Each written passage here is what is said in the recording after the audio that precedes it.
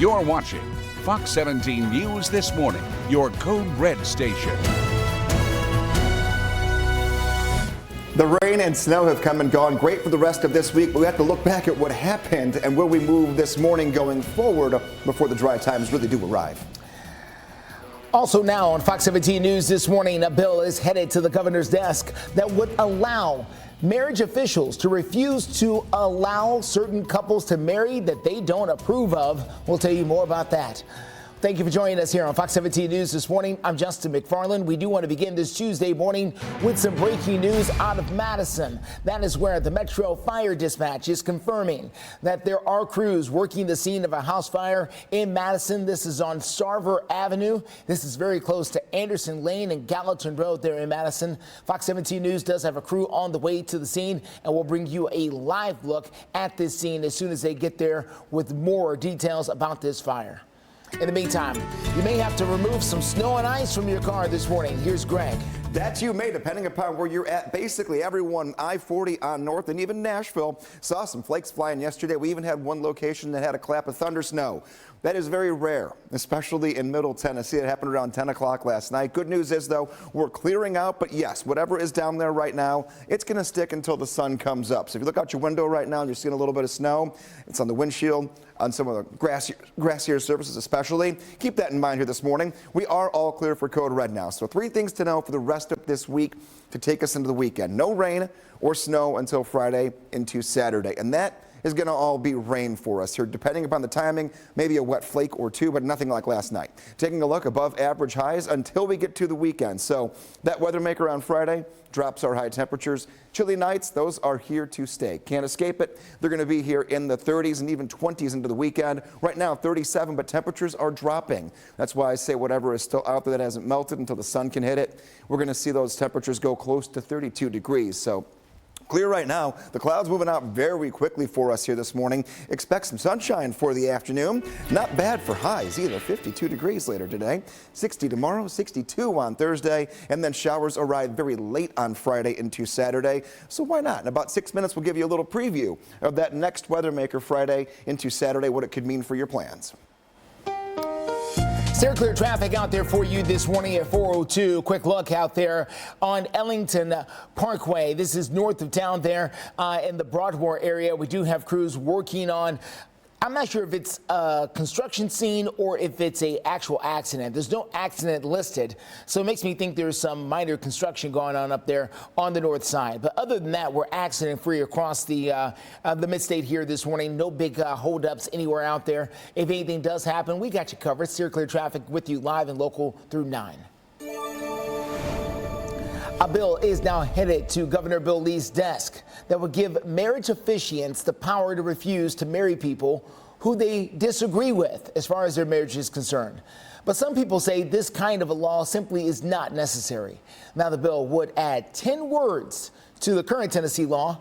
In short, a person cannot be required to officiate a wedding.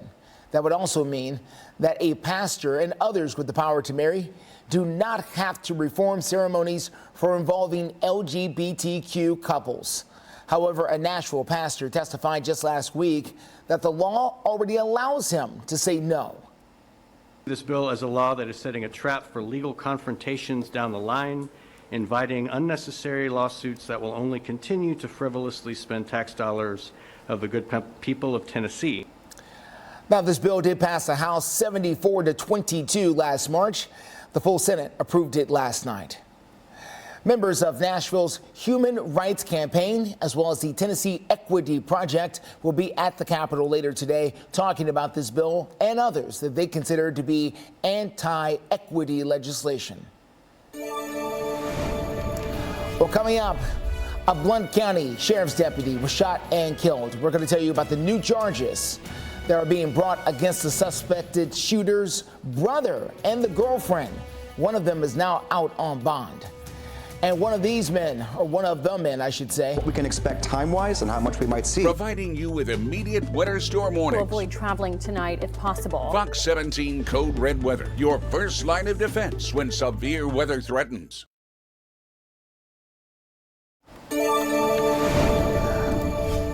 Welcome back to Fox 17 News this morning. We do have an update as a Blount County Sheriff's deputy was shot and killed just last week, and a second was hurt in that shooting as well. Police say the accused shooter's girlfriend and brother have now been charged. Now, we're talking about the accused shooter. His name is Kenneth DeHart. That's not him. That's his girlfriend. DeHart is still on the run. He's got a $100,000 reward on his head for anyone that can help find him. This is Carrie Matthews. She's out of jail this morning. She posted a $350,000 bond after she was in court yesterday. She's accused of tipping off her boyfriend when officers came to arrest her shortly after the shooting. Her next court date is set for March the 15th. Now, Marcus DeHart is charged as well. The arrest warrant claims that Marcus helped his brother get away from authorities after that shooting took place. Marcus DeHart's attorney says that his bond is way too high, set at $1 million. His bond hearing is set for tomorrow morning at 9 a.m. A second conviction in the 2018 double murder at the Cobra Bar in East Nashville. Devontre Logsdon will spend life in prison without the possibility of parole for killing Jamie Sarantino and Bartley Teal outside of the bar. It was Teal's birthday celebration. Horace Williamson is also serving life in prison for his role in this particular crime. Well, let's talk to Greg Bovis. He's got to look at your forecast here as a little snow and ice have been in the air overnight. That they have. Yeah, if you were up and you maybe stayed up until 9, 10 o'clock, especially in the Nashville area, you saw the snowflakes coming down. They didn't last that long, but it was quite the sight. 37 right now and we're clear. So we're done with it. What is down there right now, if you look out your window and you see any snow that did stick, that's going to melt away very quickly today, but it may linger long enough for you to get out the door if they have to dust off a windshield or two, especially in the Cumberland Plateau, mainly north of I-40 are the areas that you have to kind of sneak peek before you head out the door, just to make sure you're good. Taking a look at high temperatures, we're going to be above normal today, tomorrow, Thursday, and Friday, and then we do get a little bit cooler for the upcoming weekend. We'll be below average. That yellow line's where we're supposed to be. If you drop below it, then you can see things getting a little bit iffy with nighttime temperatures especially. Rest of today, though, is going to be sunny. So is your Wednesday. So is Thursday. Friday is the day we're going to tap the brakes a little bit here going into the upcoming weekend. 1 p.m., just cloudy. Getting towards 5, 6, 7 o'clock, rain begins to move in from the north and the west, and that will continue to track through the overnight. Should be out of here by around 7 o'clock in the morning on Saturday. And then we're good to go for the rest of the weekend and the rest of the week until we get to next Friday after. So back-to-back Fridays will be our next two weather makers in the forecast. Coming up in a few, we're going to look back at the radar from yesterday and we'll show you, maybe you didn't get to see it, who did see some pretty decent snow and even saw some thunder snow, which is, like I mentioned, very rare right here across Middle Tennessee. Clear traffic out there for you this morning at 410. Quick look out there. Takes us back to Ellington Parkway near Broadmoor. We were telling you a short time ago about some overnight construction taking place up here. I just watched all of those vehicles roll away. No more big problems up there in that direction. So heads up there. We're doing all right. Here's a look at I-40 near the airport exit. We're doing okay over there near BNA as well. We did have some slight cancellations and some delays here. Not a lot of them, just a few, can be expected with this kind of weather in the air, but overall smooth sailing this morning out there on the roads. Well, we continue to follow the breaking news out of Madison. That is where firefighters are continuing to respond to a house fire over in Madison this morning. Fox 17 News' Karen Aguilar is live out there. Karen, what have you been able to find out? Are firefighters still there? Yes, well, dispatch tells me that the call came in a little before 2 a.m. And now for perspective, this is on Sarver and near Pierce Road. This is the same area where the December tornadoes ripped through homes. And now take a look at the home behind me. There is char going down the right side of that brick wall, and firefighters are on the second floor using their hoses to put out the remnants of that fire. It's dark, but you can see that there is still smoke coming out of that roof. Now, we don't know if there was anyone inside of the home at the time the fire broke out, but we're working to find out if anyone was hurt and what time the fire started. When we have those updates, we will bring them to you. Reporting live in Madison, Karen Aguilar, Fox 17 News, your Code Red station. Lots of damage up there, Karen. Thank you so much. Well, coming up, We've got more on the woman who opened fire at Joel Osteen's church. We're going to tell you what the motivations may have been. And President Biden's campaign has made a TikTok account. We're going to tell you. Conditioning system dealer. All candidates must pass a background check and a drug screening. If you're interested in working for the best, then we're interested in you. Call AC Plus today. AC Plus is an equal opportunity employer.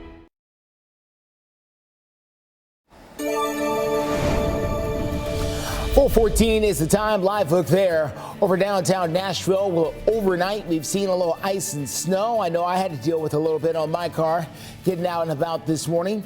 So please give yourself an extra few minutes to possibly deal with that if you know you parked outside overnight.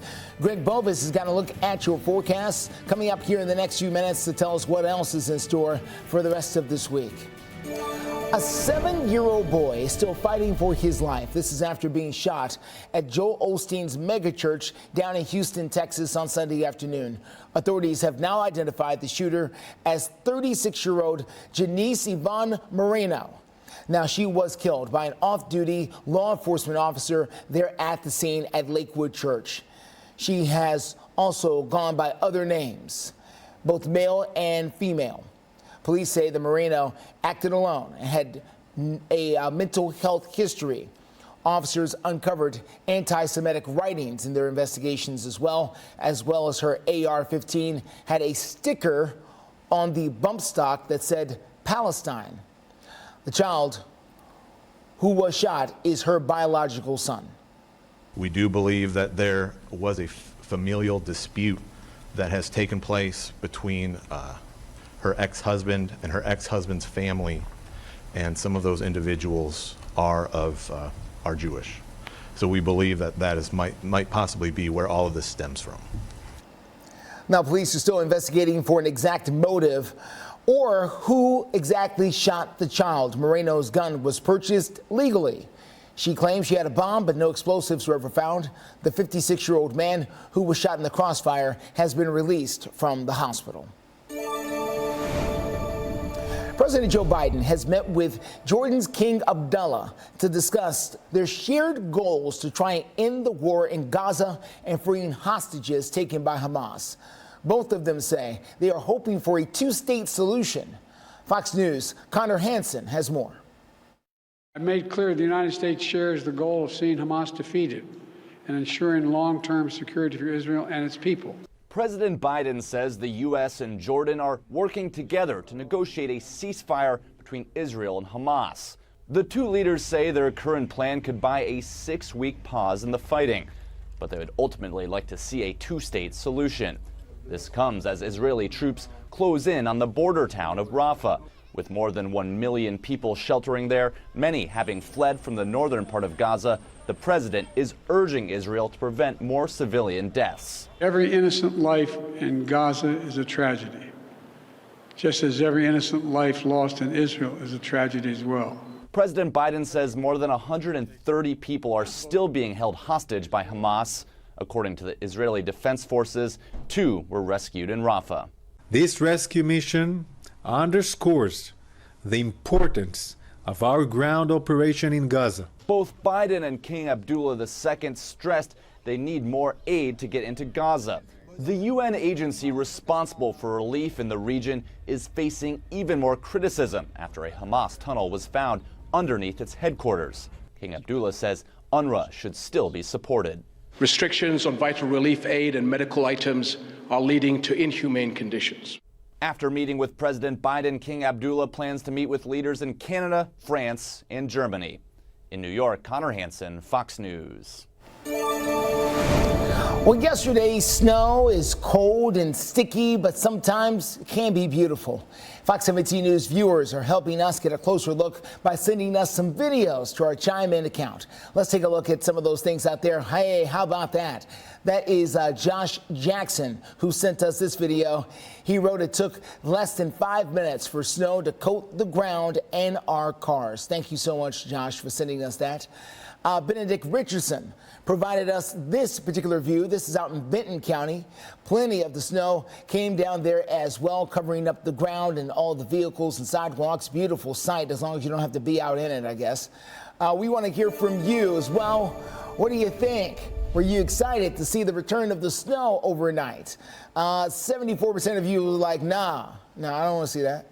Another 25% of you were like, yes, I love to see the snow. Now, not a lot of you have voted so far. Only 47 people have taken part of the poll. If you want to join them, you can do so by scanning that QR code right there on your screen. You can also join us by going to our X page. You can find us at Fox Nashville. Well, let's get to Greg Bobus. He tried to warn you, everybody, that this was a possibility, and it happened, but wasn't particularly like a big event. Like, we're not talking about 3 to 4 inches or anything like that. Yeah, we said yesterday that it would be a pretty snow, those big, fat, wet flakes coming down that you could see clearly in that video right there that would stick. But they're going to all be melted away by the time we get past, say, 8 o'clock this morning. Okay, so get an early view if you want to see it. You want to get up and you want to look right now, or you're going to miss the fact that it's out there for many of us north of I-40 and then out toward the Cumberland Plateau. Current Doppler radar, nothing going on, but here's the last 12 hours. Started off with some decent rainfall and some thunder and lightning that were actually picked up here. And then look at how quickly this happened. Temperature dropped just enough. Hour in and out of your neighborhood, and that was it. But we did have that snow coming down. It was pretty to watch. I watched it for a little bit before heading back to bed, and that's it. We're done for the week. We're clear right now. No visibility issues, no rain this morning, and no snow in the next 7 days in the forecast. We'll keep watching for any visibility problems, but I don't anticipate a start like yesterday with the gloominess, the fog, the mist. That is all moving toward the East Coast as we speak.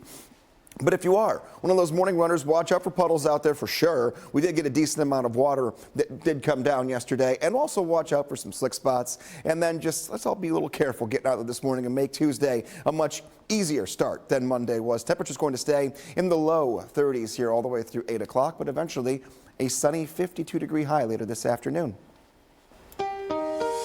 Still clear traffic out there for you this morning. Let's get you to I-65 at Trinity Lane here on the north side. As you can see, traffic up there moving along very nicely. No big problems in either direction, despite the fact we've had some overnight light snow, light ice, but nothing out of the ordinary here. We're still doing just fine as you get out and about in most locations. We'll let you know exactly what we find with still clear traffic. We got you covered live and local through 9 o'clock this morning. Well, President Biden's 2024 campaign is now officially on TikTok. This is despite some national security concerns over the platform. Now, the popular video sharing app is owned by the Chinese company ByteDance. The FBI has raised concerns that China could use it to collect user data for espionage operations. TikTok was banned from the most federal government-owned devices in 2022. Officials for the Biden campaign said they are taking security precautions, but did not explain any measures or protocols. It comes as the president appears to be focused on expanding his reach to younger voters ahead of the upcoming election. Well, coming up, the Super Bowl MVP taking a victory lap around Disneyland. We'll get more on his big trip and, of course, the big reason for this traditional honor. And a group of dry, burnt-on stains, old dishwashers, very hard water. New Finish Ultimate with CycleSync technology helps deliver the ultimate clean.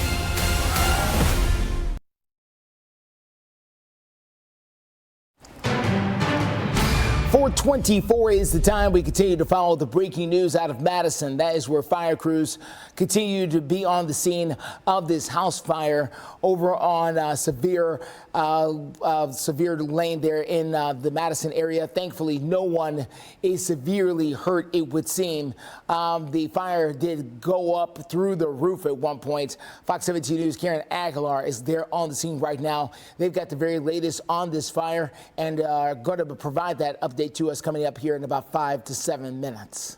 The Super Bowl 58 MVP made the traditional post-game pilgrimage to Disneyland. This happened yesterday after the Chiefs beat the 49ers at Allegiant Stadium there in Las Vegas. Now, Patrick Mahomes, of course, the star of the victory parade that made its way through the Magic Kingdom.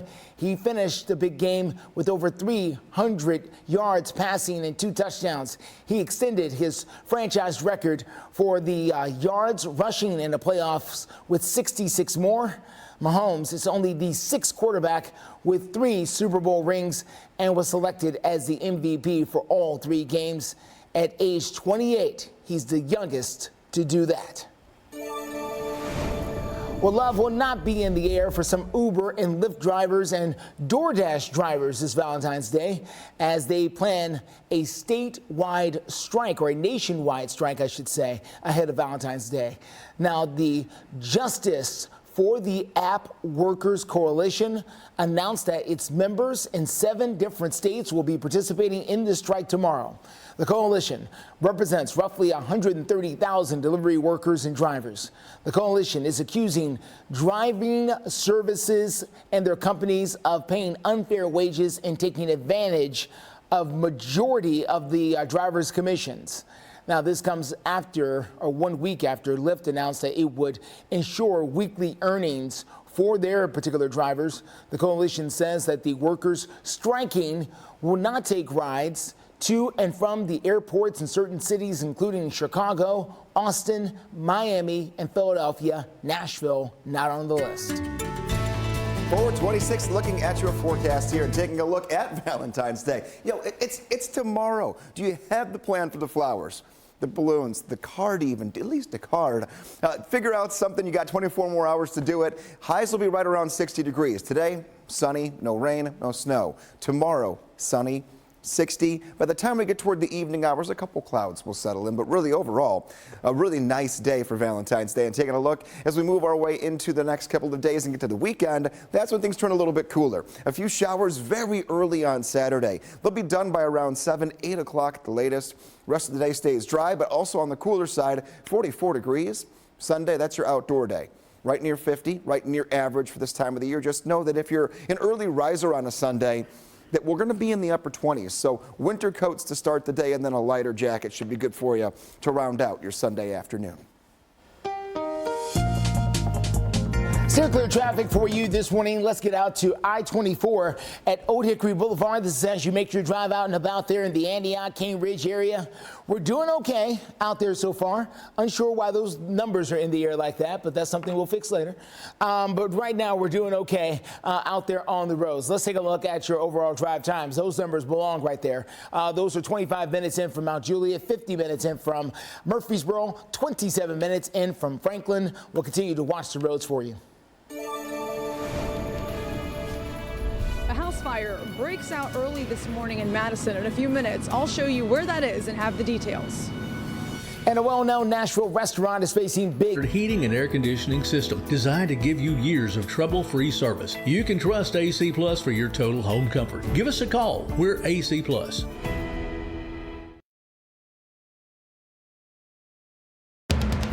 You're watching Fox 17 News This Morning, your Code Red station.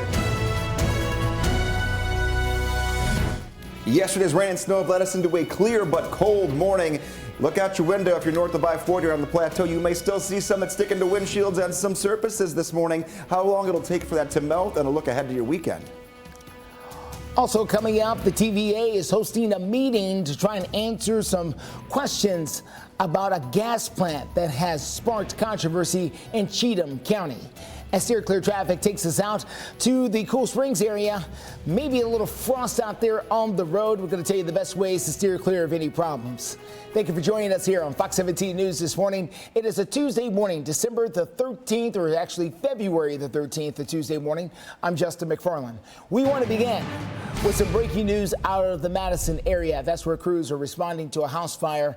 That is where the fire at one point got out of the house and went through the roof there at that particular home. Let's get out to Fox 17 News' Karen Aguilar. She's live to tell us what fire investigators are telling her. Good morning, Justin. Well, I haven't had a chance to talk to investigators yet, but I can tell you that we're on severe Avenue and near Pierce Road. And the call came in about a little over an hour ago. And if you take a look behind me at this home, you can just see the extent of that damage. The fire has gone from the first floor all the way up to the second floor, where we saw firefighters earlier in there on the right side of the home on the second floor trying to put out that fire. The smoke is no longer there, but I can still smell the stench of that smoke. You can also see that there is damage on the right side of the second floor of that patio, and that there are firefighters on the ground trying to figure out what happened, piecing things together. And I also ended up speaking to someone from the fire marshal's office who tells me that luckily no one was hurt from this fire. Now, we don't know exactly where the fire started or how many people were inside the home the time the fire broke out, but when we have those updates, we will bring them to you. Reporting live in Madison, Karen Aguilar, Fox 17 News, your Code Red station. 4:32 waking up this morning, and we're seeing things that have cleared out nicely for us compared to yesterday morning. This could not be a better day. We started with fog and mist, and then we had the rain. We had a few claps of thunder.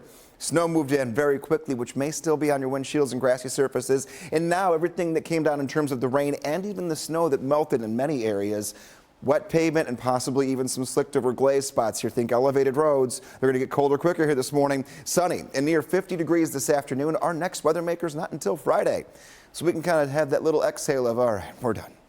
And then we're okay until Friday, right around 7 o'clock at night. So a good stretch of dry weather ahead of us. Doppler radar, completely clear for right now, and that's how we're going to keep it. But this was yesterday's last 12 hours. Here we go. Look at how quickly we went from rain to snow right after about 8:30. Boom. And it was very heavy snow, those big snowflakes, because of how much moisture there was, and that temperature was just right. But now we're clear, and we're going to stay that way for quite some time. And that also means no visibility problems this morning, which we had to contend with on our Monday. Today, 52 degrees. We will go to 60 tomorrow, 62 on Thursday, and 58 before the rain arrives Friday. Steer clear traffic out there for you this morning. Let's get you to the south side of town. This is going to be I-65 down there in the Cool Springs area. As you can see, traffic moving along down there without any issues. We're doing okay. So far, so good. If something does pop up, we'll be sure to let you know, as we got you covered live and local through 9. We're also going to be checking out near the airport, but we can tell you, other than some minor construction in a few spots, no big problems, despite the fact there's some snow and ice out there in many locations. A legendary Nashville restaurant could soon be demolished. The Nashville International Airport is nearby, and they own that particular building, and they do not plan to renew the lease there at Monell's at the Manor. Now, this is not too far from Murfreesboro Pike. It's actually on Murfreesboro Pike right there near the airport location. You can see it there for yourself right here, right next to the airport. They say they are going to be expanding a big area of the airport, and you know, the airport is everything shaded here in this light brown, and Monell's is right there on the corner. So when it expands, it'll take over that particular piece of the property. Now, Monell's is a family-style restaurant that is right now in the Comer Mansion, built back in the 1890s, 1898 to be exact. The business is now asking Nashvillians to, quote, rally to try and protect and preserve this beautiful historic building. Monell's isn't just a restaurant. The venue also holds weddings, rehearsal dinners, and other catered events. Well, happening today, the Tennessee Valley Authority will be back in Cheatham County. They're going to be talking about the proposed pipeline that they want to put in, the gas plant, I should say, in this case, proposed natural gas plant that many people who live in that area strongly oppose. The TVA's proposed location is 4 miles from Ashland City and Pleasant View. Tonight's meeting will include a public question and answer session and an open house as well. Starts at 6 p.m. at the Cheatham County Middle School Gymnasium. Well, coming up, after former President Trump made comments about not defending other NATO countries, the State Department is firing back. And Steve Scalise will be back on the Capitol this week. Smart things, smart talk, smart get smart. You are smart, smarty pants. You gotta unleash the power. Weeknights at 5 on Fox 17.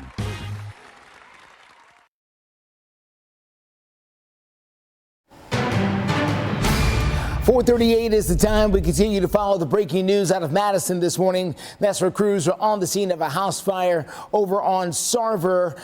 This is a street just off of Anderson Lane there in Madison. No one is severely hurt. The fire at one point went up and through the roof. You can see firefighters are continuing to gather there in the front of the particular home to try and figure out exactly what their next move is. But it does look like the fire is well contained.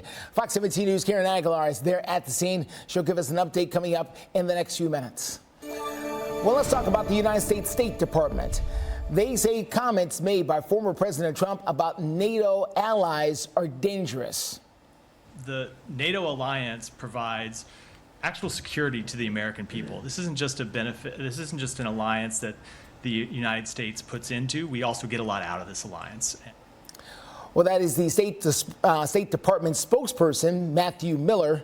He did not name the former president directly, but he was referencing some comments made by former President Trump suggesting that he would not defend NATO allies who did not spend enough money with the organization on defense.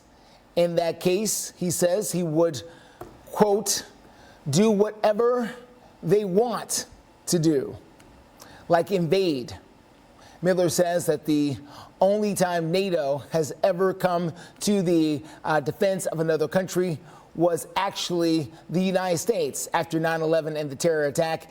He wouldn't say whether or not the former president's comments ruffled any feathers within the alliance. Well, Republican House Majority Leader Steve Scalise from Louisiana is returning to work in Washington this week after undergoing treatment for blood cancer. Now, Scalise's office announced last week that he is in complete remission. In August, Scalise says he had been diagnosed with multiple myeloma. The Louisiana Republican has been absent from Congress since early January while he completed the treatment. Once he returns, the House is expected to revisit the possibility of impeaching the Department of Homeland Security Secretary. 441, taking a look right now at your forecast. We've gone from rainy and snowy to our next weathermaker being a very dry pattern full with sunshine here. That's today all the way until we get to Friday. Not much to worry about. Radar looking good. We're starting off right now with the cloud cover pulling away from us and the sunshine taking over. Now, the sun doesn't rise for 2 hours, but once it does, crystal clear all day long. This is fast forwarding through the entire week until Friday. Friday at 1 p.m. Still dry, but Friday by 5, 6 o'clock, rain begins to move in. And then that means if you have any evening plans for Friday, showers tracking into and out of Middle Tennessee. By 7 a.m., going into Saturday, lingering cloud cover, but most of our rain is out of here. And the rest of the weekend looking pretty dry when it comes to it, but a little bit cooler. Highest today will be in the low 50s. On the right side of your screen, you have your current temperatures and your forecast for the next couple days ahead. We're going to leave that up there for you all the way until 9 o'clock, even during commercial breaks. You do want a decent coat this morning, but no additional rain. Steer clear traffic out there for you this morning. Let's take a good look here at I-40 at Charlotte Avenue. This is over there on the West Loop of downtown Nashville. As you can see, traffic moving along there without any issues. We're doing okay. No accidents to report out there for you so far either. So far, so good out there on the roads. If anything does change, we'll be sure to let you know. At Steer Clear Traffic, we got you covered live and local through 9 o'clock this morning. Well, coming up, Valentine's Day is set for tomorrow, but Galentine's Day is today. We've got more about the holiday invented to celebrate female friends. All right. And the Super Bowl 58 has made its mark. 82% of current users said they wish they talked to their doctor and started Botox sooner. So ask your doctor if Botox is right for you. Learn how AbbVie could help you save on Botox.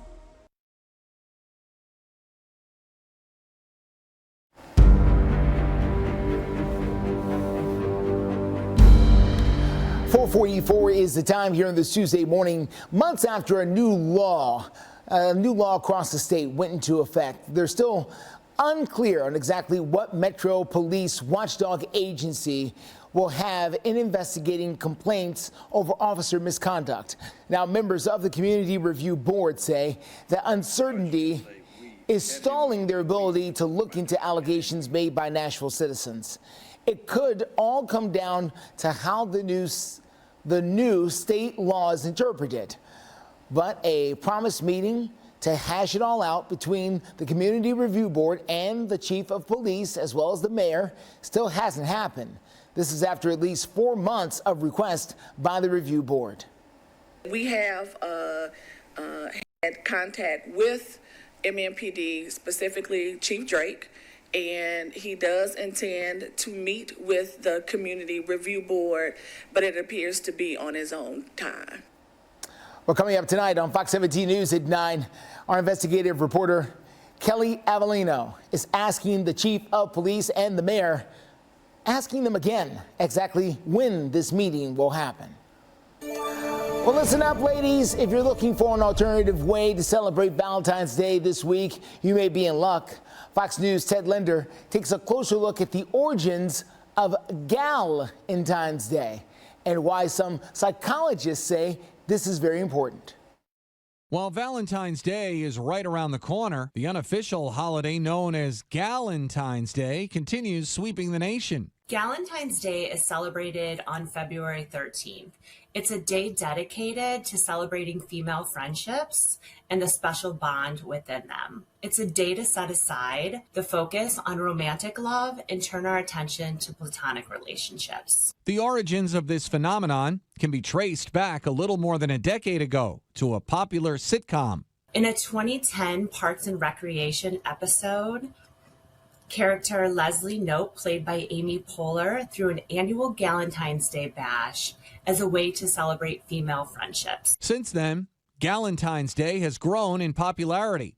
According to Christy Crowley of Purdue Global, there's no right or wrong way to celebrate. It could be meeting a friend for a cup of coffee, sharing a story of why you value and appreciate them. It can be a girls' night in with food, crafts, and movies focusing on female friendship. It can be a girls' night out. And while most people have at least one close friend, Crowley says it's not uncommon for connections between women to be incredibly long-lasting. The average female friendship is 16 years, which is 10 years longer than the average romantic relationship. Meanwhile, Crowley says maintaining adult friendships can help teach us important life lessons. Skills such as compromise, having emotional support for others. Ted Linder, Fox News. 4:48 is the time. Yesterday afternoon was a colorful sight in many places across the mid-state, and some Fox 17 News viewers sent us some rainbow photos that came into our chime-in page. So take a look out there. David Harris sent us this photo. You can see all of the bright colors in this rainbow that stretches across the sky. Actually, there's sort of a double rainbow there. This came in from yesterday afternoon. And then Jeff Key sent us this photo. How about that? A double rainbow yet again. This one's coming to us from Murfreesboro. You can see how strong the one rainbow band is, and then the slight hint, of the other rainbow up above it there, completing the half circle across the horizon. Of course, we look forward to seeing all of your photos. You can share them with us in our chime in. Let's get to Greg. This was obviously before the snow and rain started to push its way in here to the mid-state. Yes, and they usually happen off toward the east. And Justin, fun fact about double rainbows. Yeah. If we show those again later, the second rainbow, the colors are flipped. Ah. So it's not Roy G. Biv, it's the exact opposite. I never noticed that. Yeah. So they're mirror images of each other, essentially. They're reflecting off of each other. Exactly. You nailed it. There's your science lesson at 4:50 in the morning. Thank you, Mr. Hickman, 7th grade Earth Science. Appreciate you, sir. So, next time we show those photos, we'll just have to look a little bit closer. And we talked about Galentine's Day, so maybe you are going for the rosé all day situation.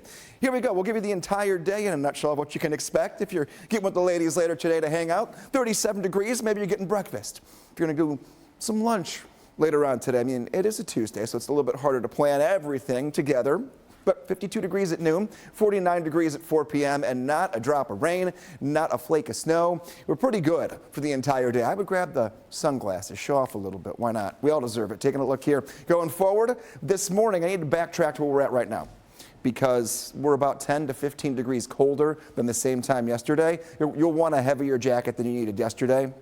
You're not going to need the windshield wipers, though. No Mr. Fog. Temperatures right now are back into the low to middle 30s. So whatever snow is out there right now from yesterday, it's going to melt quickly today. So look out your window if you knew you had flakes yesterday. Whatever is still sticking and is not melted, this is probably your only chance to see it here in the next 2 hours that will begin to melt for you. A couple of school delays and cancellations. Bottom of your screen, you'll see those here. So just make sure you know what's going on before we start getting the kids ready for school. We'll look ahead to your 7-day forecast. It's a pretty good looking one after what we dealt with yesterday. Steer clear traffic out there for you this morning. Let's get to exit 11 out there at MLK Boulevard.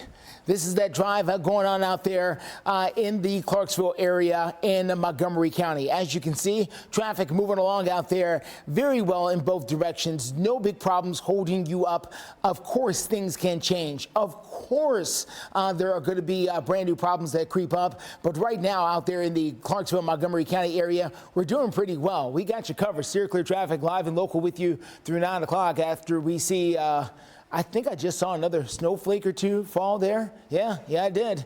Still happening out there in Montgomery County.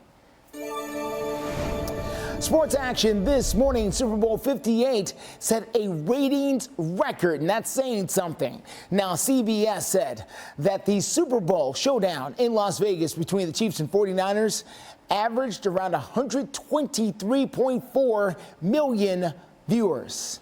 That is TV's biggest audience since, listen, the Apollo 11 moon landing back in 1969.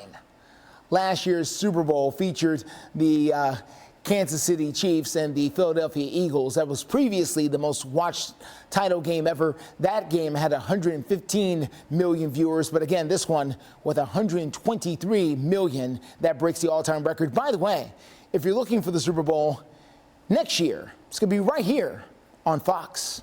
Coming up, a sneak peek at a very small rhinoceros. We're going to tell you why this baby is very important for the future of the species. Every district. Our Crisis in the Classroom series digs deeper into issues that are crippling our schools. Watch Crisis in the Classroom only on Fox 17 News.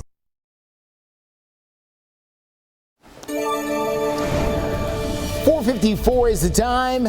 Live look there across Lower Broadway, Bridgestone Arena. Tonight, the Nashville Predators back on the ice. They'll take on the New Jersey Devils, happening there at Bridgestone Arena. Again, that game starts at 7 o'clock. We'll see if the Predators can shut the door, keep out the devil.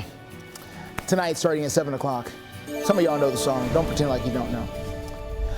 Well, let's get ready to party. It's Mardi Gras, which is French for Fat Tuesday. It's a time for good times ahead of the restrictions of Lent. Now, in the United States, massive celebrations with parades as well as street parties and masked balls and other events are held in cities like New Orleans and Mobile, Alabama. They're also held internationally in places like Venice and Rio de Janeiro and elsewhere in what is called Carnival. Fat Tuesday always lands 47 days before Easter. Taking a look at our forecast. Do not worry when you see what's going to be on your screen. This is not happening right now.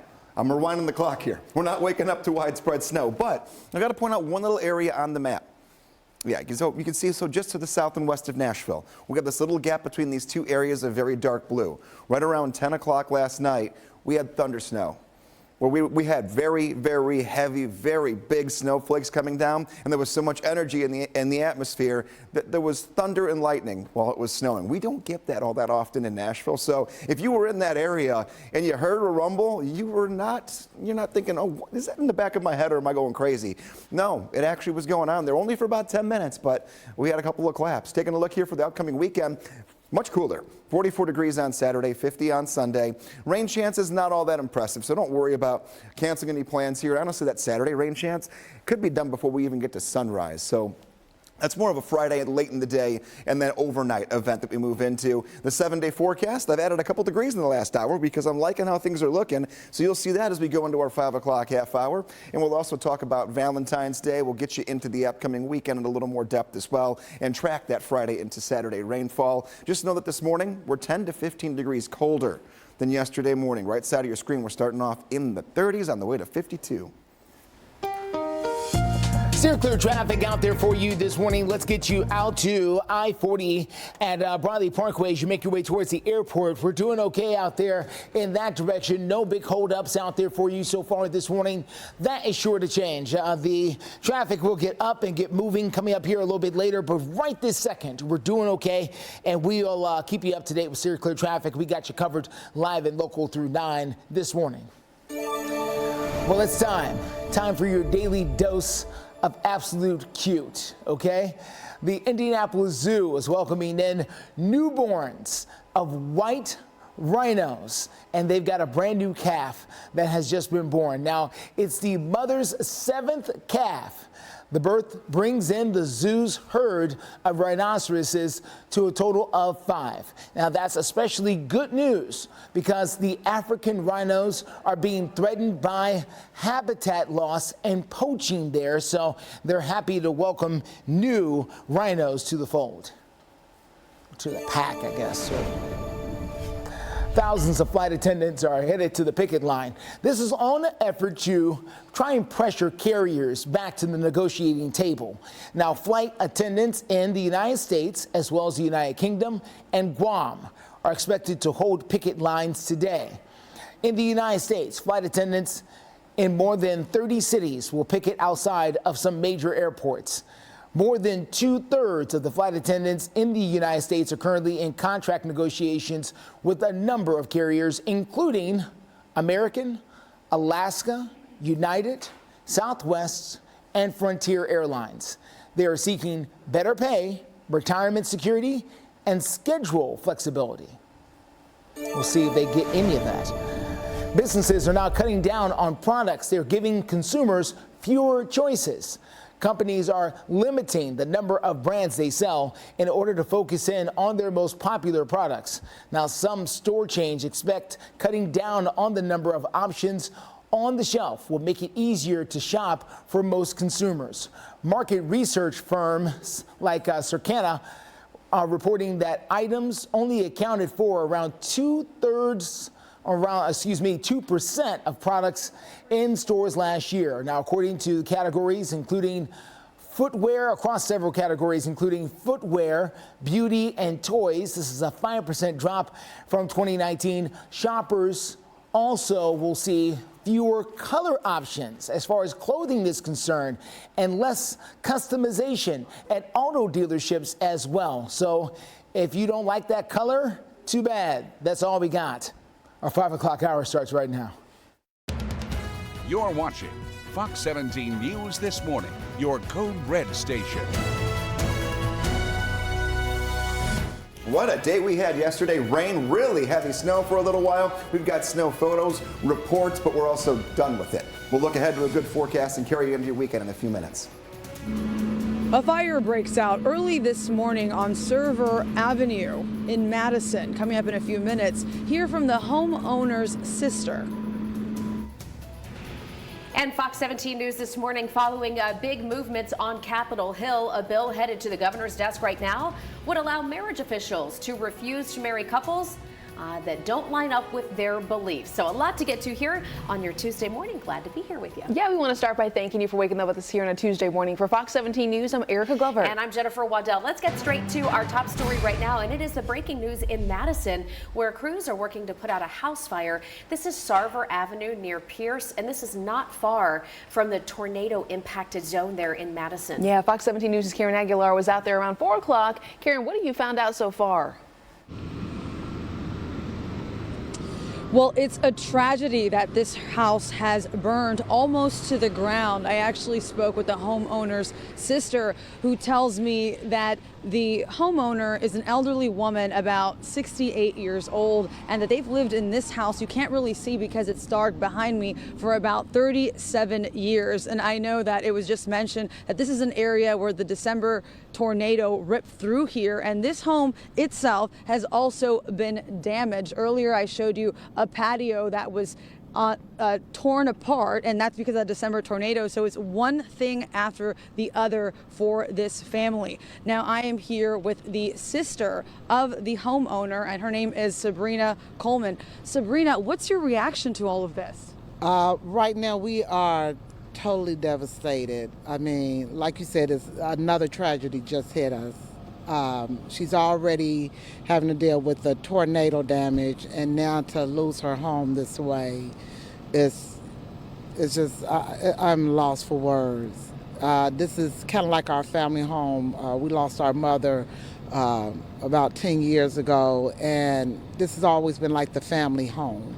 This is where we've had all of our family events, our graduations, our birthdays, our holidays. I mean, it's overwhelming. It really is. I'm just feeling very, very grateful that my sister was able to get out of that house because, like you said, she is elderly.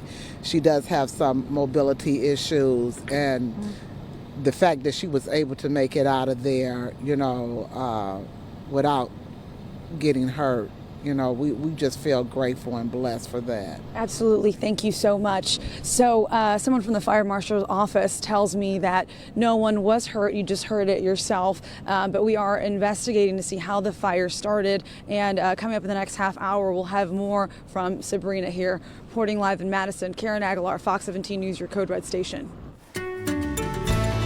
5:03 our time. You're waking up on a Tuesday to a very different start than what we had yesterday. Our weather pattern flipping now. We're not worried about any visibility issues. No rain this morning, no mist. We have no snow later today. Dry for a couple of days. Sunshine once the sun finally comes up here a little before 7. Wet roads, keep that in mind. A few slick spots can't be ruled out either. We'll stay dry until Friday with above average temperatures. We're going to put the umbrella away, and we're going to grab the sunglasses for the rest of this week and work our way into a pretty nice looking forecast. Let's take a look here at what we're dealing with starting off the day. There you go. That's a nice picture. Not what it looked like 12 hours ago when we had the rain that was rolling through here pretty heavily. We got a gap in the rain late afternoon, but then it came right back in, and there's the snow. It didn't last long. I mean, if you missed it, it was only about an hour in your neighborhood, but it came down quickly. I've seen reports of a half of an inch to an inch of snow in places like Ashland City. You get out toward Rutherford County. We'll take a look at a few of those snowfall totals, talk about some thunder snow, and work you into your Valentine's Day forecast. Listen up. Tomorrow's Valentine's Day. Tomorrow. Not saying anything else than that. Just think. Greg, thank you. 5:04 is the time. Taking a live look in your steer clear traffic to give you an update for this area. I-24 at Hickory Hollow Parkway, and you can see right there we're not seeing any kind of slowdowns, no issues at hand. We'll continue keeping a very close eye on the smart maps out there and let you know if we see any traffic issues that pop up. Also kicking off your Tuesday morning, here are the other top stories you'll want to know about before you head out the door. Updates from the shooting at Joel Osteen's church in Texas. This is in Houston. It happened Sunday afternoon. Officers identifying the shooter as 36-year-old Janice Yvonne Moreno. We understand that a child hurt in this shooting is her son. We're also talking about politics. Donald Trump facing the Supreme Court for the second time in just 4 days. The former president filed an emergency appeal with the court to extend the delay in his election interference trial. He argues he's immune from any kind of prosecution because he was still president at the time of the January 6th Capitol riot. Another top headline this morning at 5:06 right now. More than 20 million people under a winter storm watch across the Northeast. Winter weather there could dump as much as a foot of snow in some areas by the end of the day.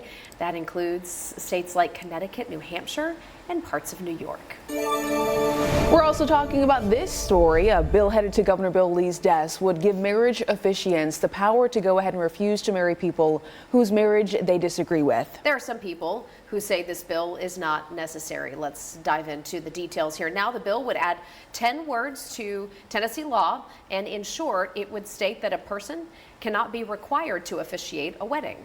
That would also mean that pastors and others with the power to marry do not have to perform ceremonies for or involving LGBTQ people, especially if that goes against their religious beliefs.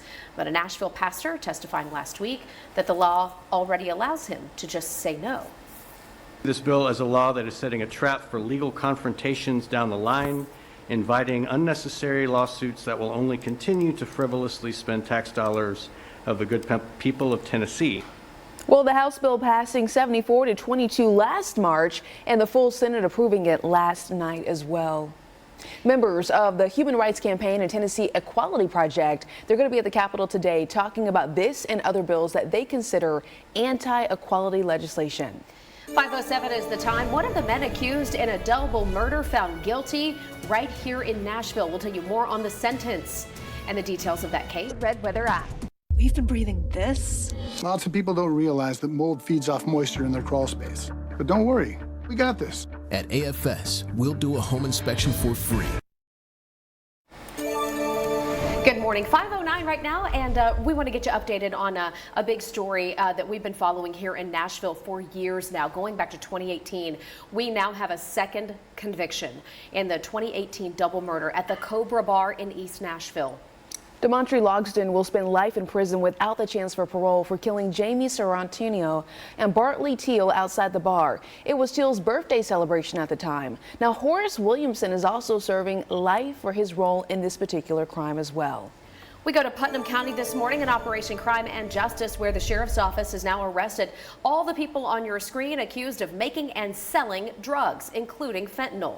The sheriff says he expects to make more arrests in the coming days. So all these 5 people, we've got Brandon Hayes, Jamie Powell, Bobby Flanagan, William Burke, and Vanessa Hammock, all arrested there in Putnam County. 5:10 is the time. Going to check in now with our Code Red meteorologist, who says the rest of the week, at least until Friday, looks pretty good. Yeah, I mean, lots of sunshine loaded with it. And the only time frame on Friday itself that I'm a little concerned about is going to be after 5, 6, 7 o'clock. So the actual daytime hours looking pretty good. Also, so does this. Yesterday morning we had the fog and we had mist. That has come and gone. We have colder temperatures though.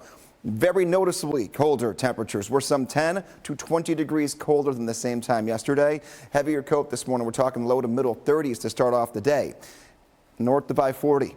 Cumberland Plateau, areas that saw some snow that did stick. If you want to take one more look at it, or maybe you were asleep and don't know if you got any, take a look outside, because in 2 hours, it begins to melt and it's gone by the time we're done with the morning. These temperatures are hovering a little bit above freezing. Once the sun comes up, that combination and getting back up to 50, no more snow by the time we reach lunchtime. Taking a look here, maybe getting up early to go hit the gym. 31 degrees at 6 o'clock, 35 degrees at 8. That sunshine will be very dominant for us, not just today, but also tomorrow and Thursday. Coming up, though, in the next Check Your Code Red forecast, we'll start looking ahead to Friday and Saturday. We'll plan out that next weather maker. And I do have the daily forecast for you. So maybe you want to do breakfast, lunch, or dinner for Valentine's Day. Dealer's choice. We'll have that all for you coming your way in a few minutes. Yeah, I mean, it depends on your schedules, right? Exactly. If you're a shift worker like we are, you make it work. Breakfast would work. 5:12 right now. Greg, thank you. Live look and steer clear traffic right over by the airport. This is I-40 at Briley Parkway. I was just saying during the last commercial break, it has seemed like the traffic over by the airport has definitely taken a dip lately. Not nearly as congested as what we were seeing leading up to Christmas, right, and all the holidays. So in a little bit of a lull for the winter travel season here in Nashville for now, but it'll pick up, and we'll be here for you to let you know how things shift in the traffic live through 9. The Lakewood church shooter having ties to Palestine. New updates for Joel Osteen's church in minutes. Stylish sweaters, and more. Find your faves for low prices at Kohl's.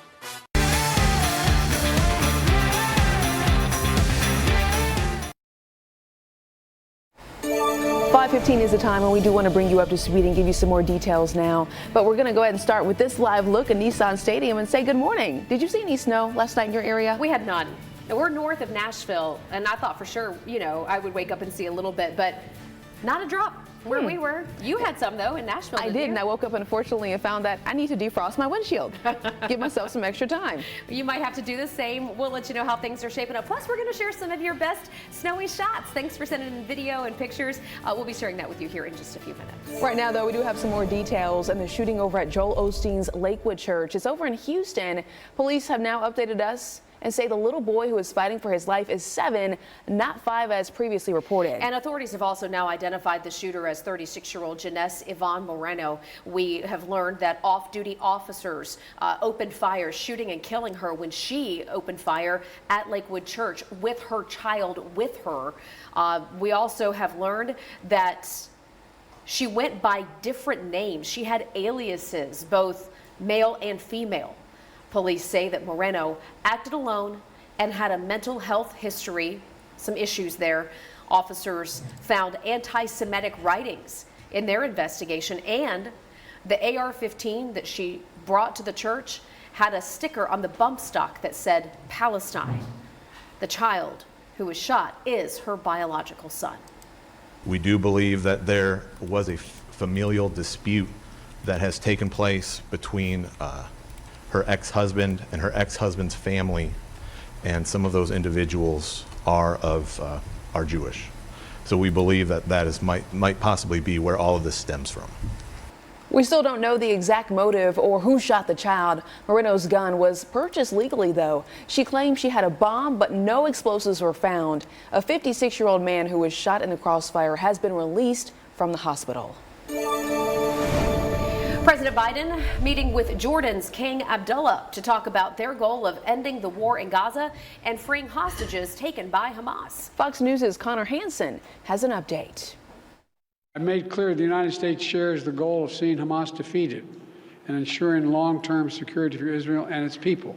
President Biden says the U.S. and Jordan are working together to negotiate a ceasefire between Israel and Hamas.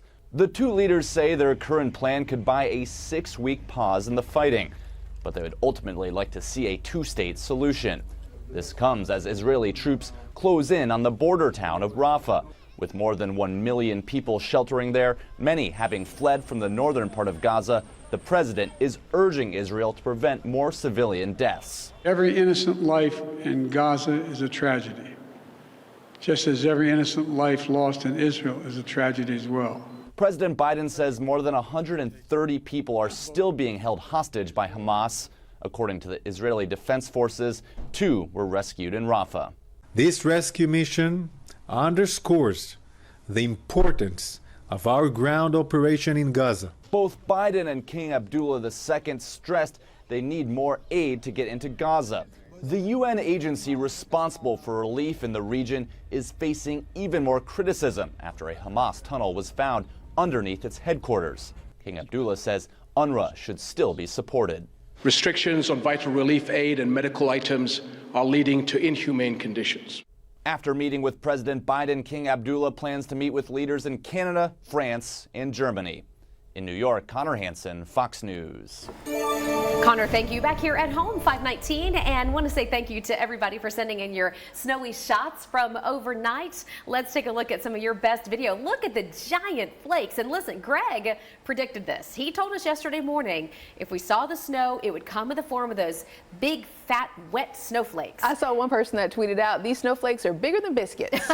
Yeah, that's cute. And by the way, Josh tells us that it took less than 5 minutes for that snow to coat the ground and the cars. Well, we also have another video right here. Look at this. Benedict Richardson providing this view from Benton County. That's west of Nashville. Plenty of snow coming down there as well. And listen, we did not see this in North Nashville where I live, but I woke up and saw these videos and I was like, wow, it looks so pretty. Yeah, we're about 20 minutes north of Nashville. We didn't get anything like this. So we're, living vicariously through you, especially if you like the snow. We were asking over on our Fox Nashville Twitter account, do you like the snow? Were you excited to see this last night? And 70% of you say no. Well, the good news is we're going to check in now with our Code Red meteorologist, Greg Bobus.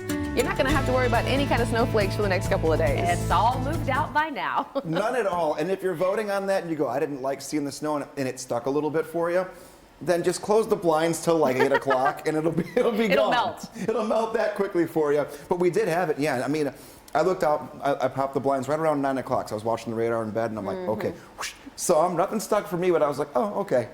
Back to bed. Yeah. We got nothing to worry about here. We're just talking about everything moving forward. Today is Fat Tuesday. Today is Galentine's Day. Tomorrow is Valentine's Day. What does the overall picture look like? Mild. High right around 60 degrees. Partly cloudy will be the forecast. More sun than clouds, but there will be a few that do mix in. And the forecast morning, afternoon, and evening on Valentine's Day, depending upon what time you want to go do something. 37 degrees at 8 a.m. So a chilly breakfast, an extra warm cup of coffee, and maybe hopefully a smile. 56 degrees at noon. 57 degrees will be your temperature at 4 o'clock. So the day itself, not bad. I do believe we hit right near 60 in the middle of this time frame here between noon and 4. And not a drop of rain, and we have no snow that we have to contend with either. So really, it'll be a nice day. If you want to share more of your snow photographs, I'll show some too here during these weather forecasts. Go to meteorologist Greg Bobus. I'm going to put a post up as soon as this weather forecast is over. Just put your picture right on that post. Give me your name and where you're from, and you might just see it right here on air in one of these next upcoming weather forecasts. Steer clear traffic for you this morning. Let's get you out to I-24. This is over in Hopkinsville. There in Hopkinsville, Kentucky. Have not seen a whole lot of the snow and ice up that direction. Doesn't mean it's not there in some spots. Just haven't seen it as heavy as we have here in some parts of the mid-stage. But a nice clean drive ahead of you up there in that direction. Overall, no major crashes out there right now to tell you about here. We're smooth sailing in most parts of the city. Here is 24 at Old Hickory Boulevard, making that drive in from Cane Ridge and Antioch this morning. We continue to watch other areas of town coming up in the next few minutes. Justin, thank you. President Biden's 2024 campaign is now on TikTok, despite national security concerns over the platform. Yeah, I mean, we've had so many lawmakers and even the White House trying to ban TikTok, so why is the president on it? The popular video sharing app owned by a Chinese company, ByteDance. The FBI has raised concerns that China could use it to collect user data for espionage operations. But again, President Biden's campaign now has a TikTok account, and it was banned from most federal government-owned devices, you may remember, in 2022. Remember when they said if you work for the federal government, you can't have the app? The president's campaign leaders say they are taking security precautions, but never explained any measures or protocols. So if you're wondering, how does this make sense? Well, we're working to figure that out too. But when asked about it, President Biden said he's just trying to reach the younger voters. Oh. Coming up, we're going to hear a new report. And you get a lifetime guarantee. Relax. Budget breaks. Breaks starting at just $100. Relaxing. 5:25 is the time members of the Tennessee National Guard are deployed to the state of Texas. They're down there to try and help the state of Texas secure the southern border. It's a mission that will carry on for the next several months or even longer. Now, most states send troops down for at least 2 weeks at a time. But the state of Tennessee says they're sending troops down for a much longer deployment than that. It's a 37-day model that we send our soldiers out there for. Some states do a much shorter model, 2 weeks. That's not enough time to get on the ground. It takes us about 3 days on the front end to bring our soldiers in, to make sure that they have all the prerequisite training that Texas requires, to get them, transport them out there, get them boots on the ground, understanding the mission. If you try to do all that in a 2-week time frame, it's really an uphill climb. Now, they deploy nearly 100 troops at a time. By the way, they always say they've got plenty of volunteers willing to go down there to complete that particular mission. Coming up, we're going to hear a lot more from the Tennessee Major General there talking about this particular mission and questions from lawmakers about possible terrorism across the southern border. We made it through yesterday's rain and snow, and now we're seeing things clearing out and cooling down just a touch. Morning temperatures are going to be cold across the board the next 7 days. Afternoons, 50s and 60s until the weekend. Weathermaker moves in on Friday, late in the day into the overnight, and that ends very early Saturday. 44 degrees, that's your high temperature on Saturday. 50 on Sunday. Both of those days below average high temperatures. We're supposed to be in the low 50s this time of the year. So Sunday, not too far off, but that's your outdoors day. It is the nicer day, less windy, but maybe you have an early morning church service on Sunday and you are just typically used to getting out the door early. 28 degrees. That's going to be your temperature when you wake up. So very cold. Make sure we've got the bundled up situation going on with the coat and the hat and gloves, because it might even feel a little bit colder than that. What's one way you can keep track of those hour-by-hour temperatures? Well, it's right there on your screen. I tell you every morning, if you haven't gotten it yet, get it now. Treat yourself. The Fox 17 Code Red Weather app. You can just scan the QR code, go to the Apple Store or the Google Play Store, depending upon the type of device you have. It's free, and you can even track the radar. You would have seen all the different colors yesterday if you had that on your phone. Steer clear traffic for you this morning. Let's get you out the door. This is going to be I-40 at Bradley Parkway out there towards the airport. We're doing okay out there in that direction. No big problems tying you up. And we're taking a look at your fresh drive times right out the oven here. 25 minutes coming down from Hendersonville, 50 coming down from Murfreesboro, 27 minutes in from Franklin. We continue to watch the roads for you this morning. A well-known Nashville restaurant is now facing big trouble. We're going to tell you why. The airport says time is up at Monell's at the Manor, but there is a fight to save it. Unleash the power. Weeknights at 5 on Fox 17. This Fox 17 This Morning newscast is sponsored by Eurostone. You're watching Fox 17 News This Morning, your Code Red station. Waking up this morning to a far different picture than yesterday. No fog or mist to work through. We are colder.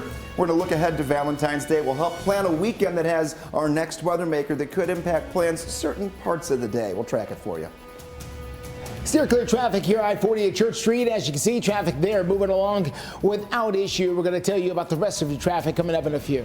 Thank you so much for joining us here bright and early on a Tuesday morning. For Fox 17 News, I'm Erica Glover. And I'm Jennifer Waddell. We're glad to be your live local news source through 9 a.m. And we do have breaking news this morning out of Madison, where a house fire started on Sarver Avenue near Pierce Road. And as we've learned this morning, sadly, the family impacted here was also impacted by the tornadoes. Fox 17 News' Karen Aguilar joining us there live. And Karen, what have you found out? I know you were speaking with a woman out there earlier. Yeah, that's right. It's a tragic morning for the Collins family, who has already suffered devastating loss from the December tornado that ripped through their home. Now, it's dark behind me, so I'm not trying to show you that home, but what we did see is that that building was charred and the roof was caved in. Just another thing that the Collins family has to deal with. Now, we do know that there was an elderly woman, about 68 years old. Her name is Charisse Collins, who was inside at the time that the fire broke out, dead asleep. And I spoke with her sister, Sabrina Coleman, who describes her frightening experience. Take a listen. She woke up, half the house was engulfed in flames. She didn't have on any clothes. She just had on a t-shirt, and she ran trying to get to her neighbors to get help. She had no phone, no purse, no anything. Everything was left in the house. She didn't have time to really grab anything. Now, luckily, Sabrina tells me that her sister was not hurt in this. And also, fire officials say that there was no one else at the house the time the fire started. But we just saw investigators inside the home searching to try to find some answers as to how this fire started and where it started. When we have those answers, we will bring them to you. Reporting live in Madison, Karen Aguilar, Fox 17 News, your Code Red station. 5:33, and three big things to know when you're waking up here for the rest of this week is that we're flipping the weather pattern to something much easier to handle than all the rain and snowflakes that were coming down. No rain or snow until Friday into Saturday. We're talking Friday after dinner time. Should wrap up by breakfast time on Saturday. Above average high temperatures today, 52 degrees. So that's kind of right at average, a degree or two above, but then 60s. For Wednesday, Thursday, and Friday. Chilly nights are here to stay. This morning is cold in the 30s each morning. Subsequently, going throughout the rest of this week is going to be in the 30s as well, so keep that in mind. Sunny, though. Grab the sunglasses. We don't need the umbrellas for the rest of the week. Taking a look at your 7-day forecast, piecing it all together. 52 today, 60 tomorrow, 62, great day for Thursday. And then 58 on Friday. Clouds will pick up a little bit during the daytime.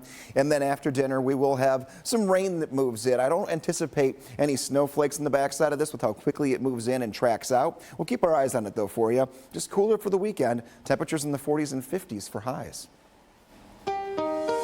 Steer clear traffic for you this morning. Let's get you out to I-40 at Fester's Lane. This is over on the east side of town. Traffic there moving along very well. No big problems out there so far on the interstate. Now keep in mind, once the traffic starts to pour in, things will change and change in a hurry. But right now we're doing okay. 25 in from Hendersonville, 53 in from Murfreesboro. This time will go up. Kingston Springs at 27 minutes. All of these times, every single one will climb and climb as the morning continues on.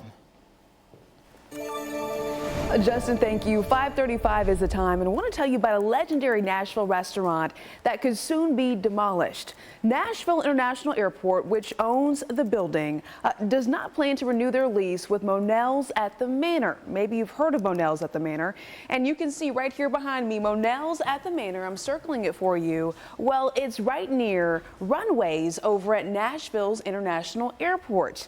And in the way of expanding the airport, that's the issue at hand here.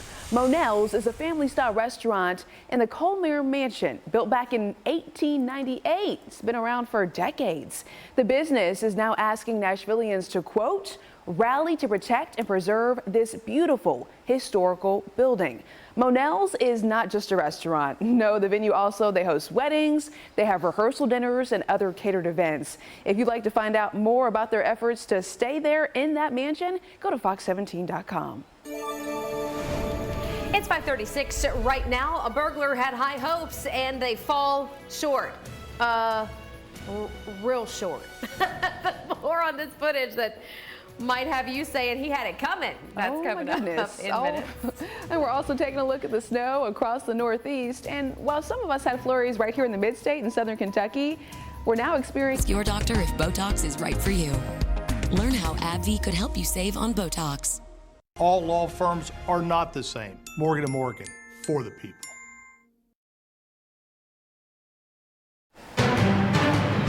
5:39 is the time, and do want to bring you up to speed on some breaking news this morning regarding politics. House Republicans will once again try to impeach Homeland Security Secretary Alejandro Mayorkas. It's all over the Biden administration's handling of the U.S.-Mexico border. House Republicans have spent months investigating the secretary's actions.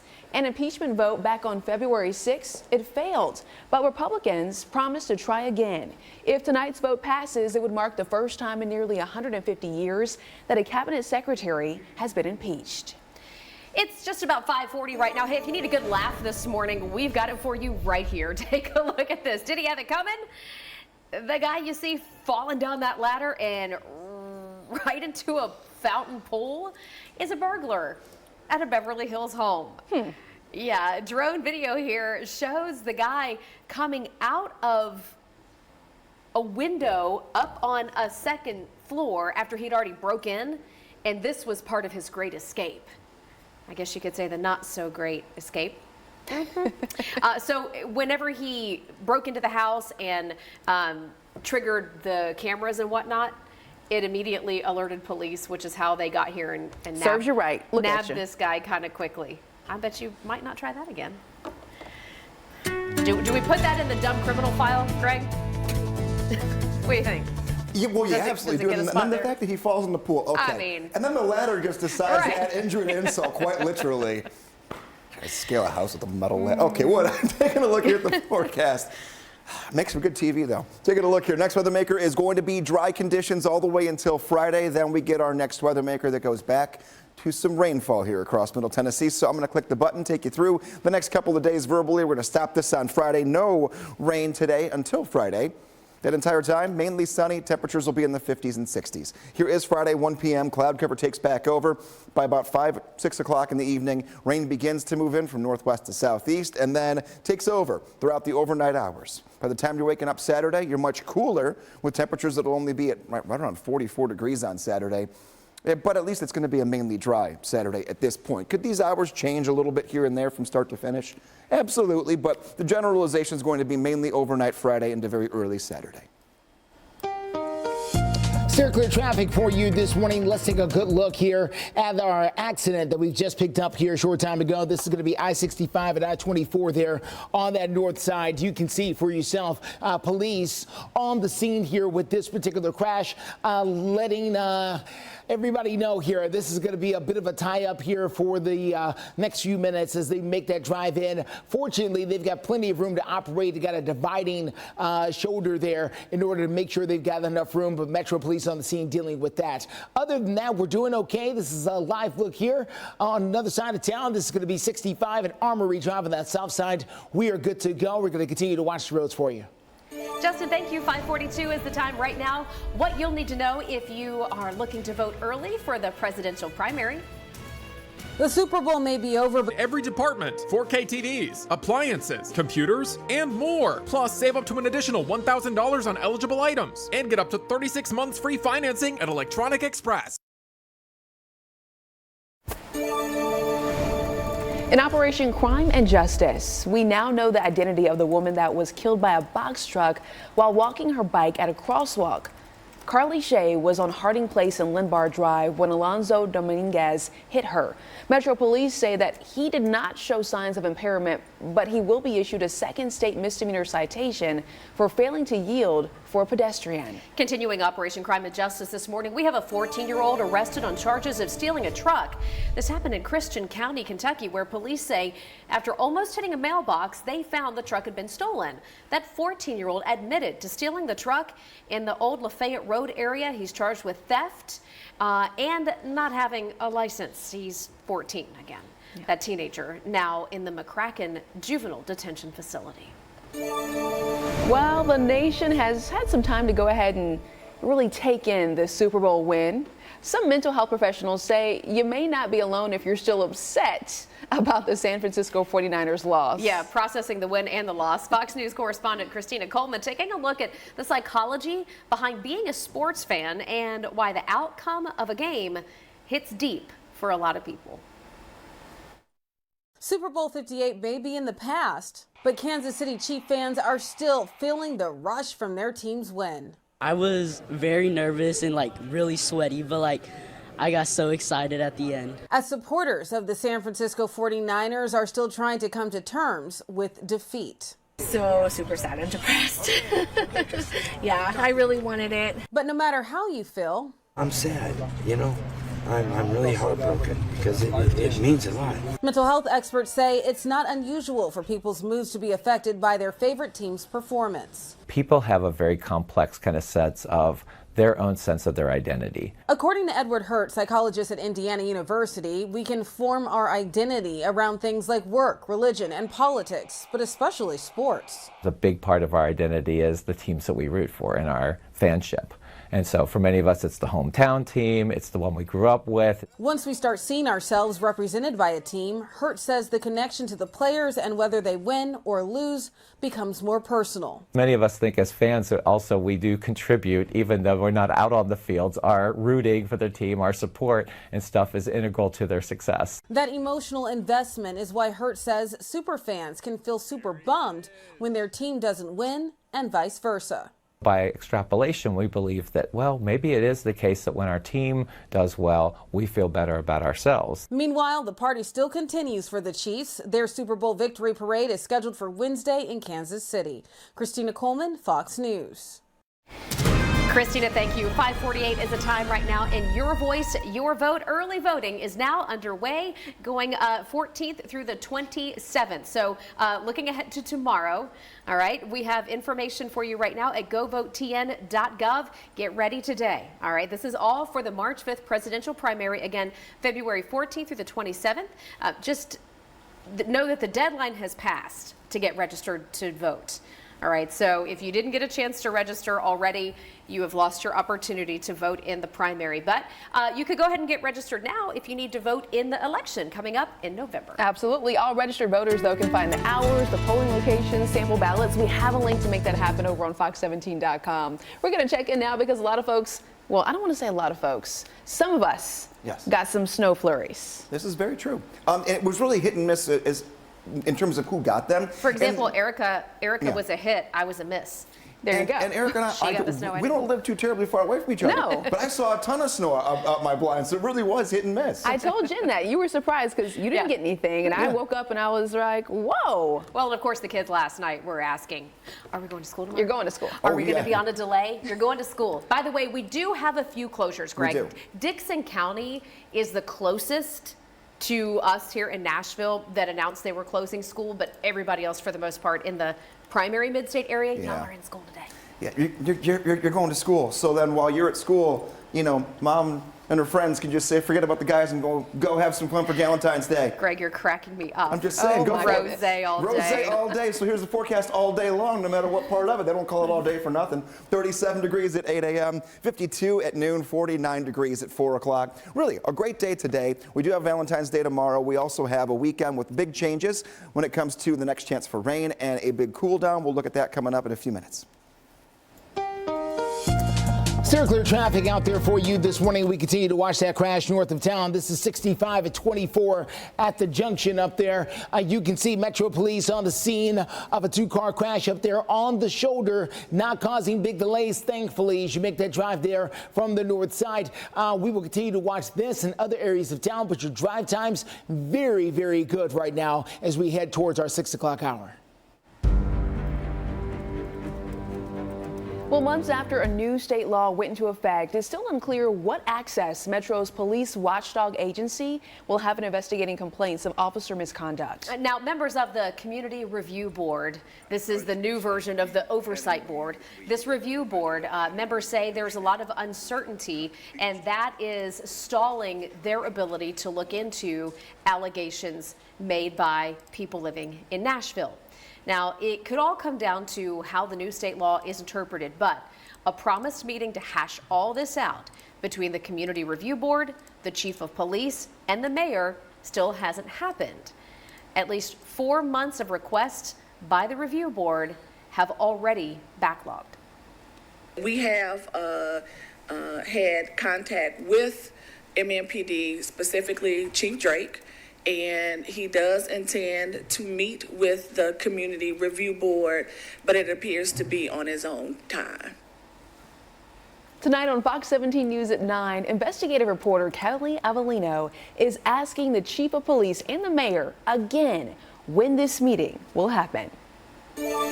Today kicks off Mardi Gras. It is Fat Tuesday, and we'll show you how folks are celebrating both here at home and in places like New Orleans. We're also talking about a recall alert related to listeria, what you need into your morning. Choose a biscuit with sausage and egg, gravy, or country fried steak. Any two, just $5. Enjoy heart-shaped biscuits now through Valentine's Day. Hey, welcome back. 5:54 is the time this Tuesday. Taking a live look at Lower Broadway, where, if you can believe it, there were some snow flurries there around 10 p.m. last night. Folks were having a lot of fun with it because it wasn't a mess. It didn't impact traffic. It was just pretty to look at. All that has moved out now, though, and Greg is going to join us in just a couple of minutes to talk about how the rest of our forecast looks for the week. Erica was talking to just a minute ago. We've got Bridgestone Arena going to be hopping tonight. The Preds play the Devils here at home. And should be a pretty decent evening to get out there if you want to head down to Lower Broadway and snag some tickets. I'm sure there are a couple available there if you want to find something to do tonight. This is the morning, though. These are the numbers that show how much colder it is than yesterday morning at the same time. 10 to 20 degrees colder. We're not in the 40s and 50s. We are talking about temperatures that are in the low to middle 30s. If you got some snow that did stick and you saw some accumulation yesterday, or I should say overnight last night, it's going to all melt here very quickly once the sun comes up. So if you want to take a picture of it, check it out one more time. If you do take pictures of the snow that's out there in your backyard or your front yard, send them to us. You just might see them here on air, but just know we're cold. Winter coat this morning. The afternoon, it's a little bit better, but get yourself some breakfast here. There's pancakes behind the forecast for a reason. It's National Pancake Day. Stack them up. 31 degrees at 6 o'clock, 35 degrees at 8, and 38 degrees at 9 a.m. Tons of sunshine. The first rays of light are starting to come over the horizon right now. We'll show you that sunrise throughout the rest of the morning. Steer clear traffic for you at 5:56. Quick look here on the north side of town, 65 at 24 at the junction. Dealing with the crash here. Metro Police have come and gone. They've turned things over to the Tennessee Department of Transportation now, who are out here dealing with these drivers to see if they get them moved along. But nothing that's really going to hold up your drive in a significant way. This is going to be exit 11 out there in Montgomery County. This is at the MLK Parkway exit out there. Things are moving as they should be. You're getting a little bit of a backup here at a traffic light, but nothing out of the ordinary as you get out and about there in Clarksville. Happening today, it is Mardi Gras, also known as Fat Tuesday, a day of celebration ahead of the restrictions of Lent. So here in the U.S., of course, lots of celebrations, especially down there on the French Quarter in Mardi Gras, which is what we're taking a look at. Street parties, masquerade balls, all of that part of the tradition in New Orleans. But also, you know, we've got parties internationally. Oh, yeah. Rio de Janeiro and, you know, even here locally, we'll have different events going on and places you can get some sweet treats. Yes, king cake, for example. If you're looking for king cakes around town, there are both, you know, big box bakeries that are putting them out, but also your local mom and pop bakeries, places like the Cupcake Collection. They have those king cake cupcakes, which are my favorite. Your sweet tooth early this morning. We have an important recall alert for you right now that you should listen to. Go ahead and check your refrigerators. There are some salad kits that are now being recalled because they could be contaminated with listeria. This really caught my attention because we buy a lot of these types of salads at our house. They're quick, they're easy, right? You feel like you're getting your veggies in. Well, be careful. These recalled products do include the Dole, President's Choice, and Market Side brand salad kits. These are distributed in 25 states, including right here in Tennessee and Kentucky.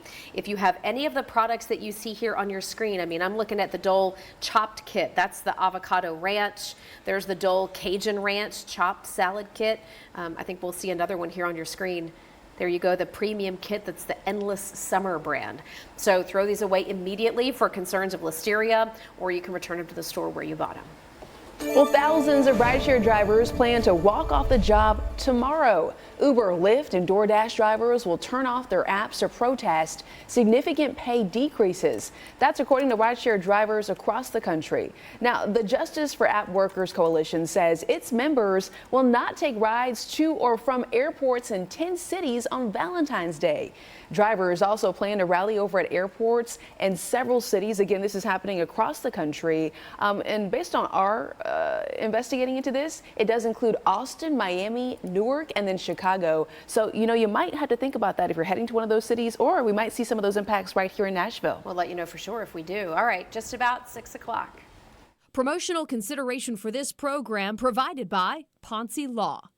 And before we do get into our 6 o'clock hour, we just want to take this opportunity to remind you we are looking for hometown heroes. This is our segment with Ponce Law, where we just bring out the best and the best people in our communities through our Hometown Heroes program. Yeah, it could be anyone, and we do award them $1,000. So veterans, teachers, first responders, frontline workers, go ahead and nominate them. We're going to show you how to do so here on your screen. Visit PonceLaw.com/hometown hero. And then every month you'll be featured right here on Fox 17 News.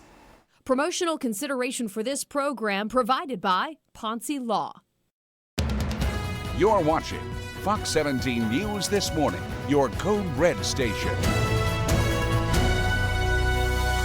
Good morning. Waking up colder than yesterday morning, but no rain and no snow. A little bit of a lull, but the next weather maker does come before the weekend. We'll track it in your forecast.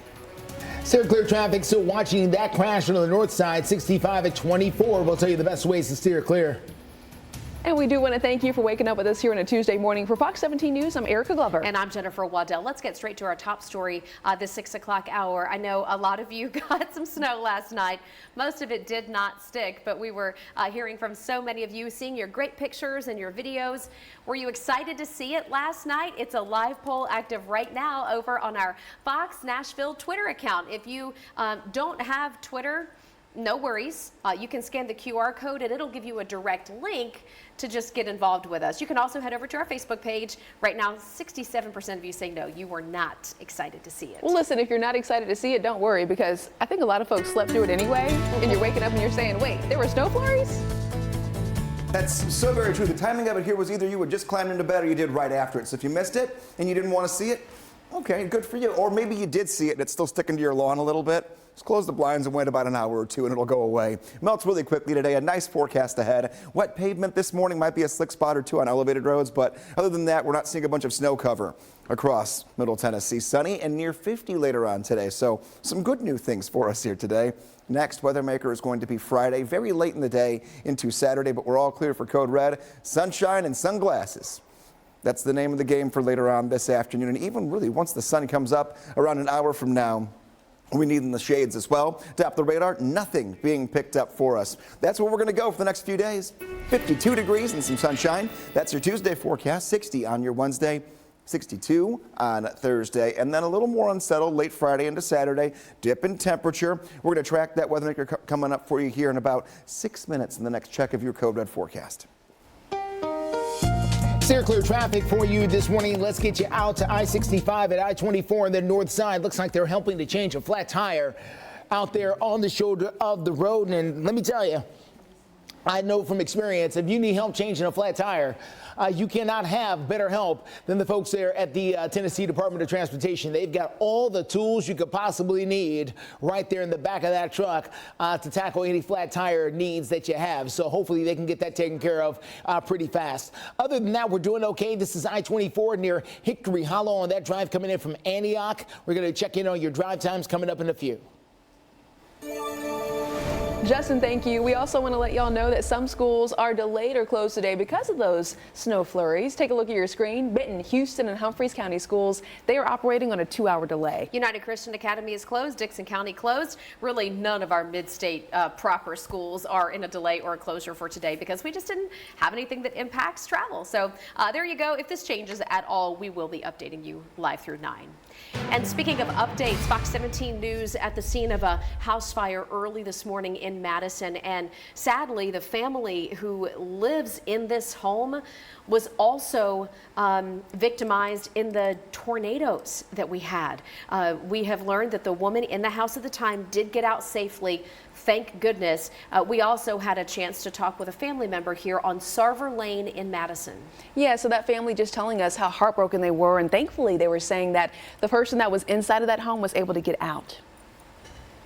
She woke up, half the house was engulfed in flames. She didn't have on any clothes. She just had on a t-shirt, and she ran trying to get to her neighbors to get help. She had no phone, no purse, no anything. Everything was left in the house. She didn't have time to really grab anything.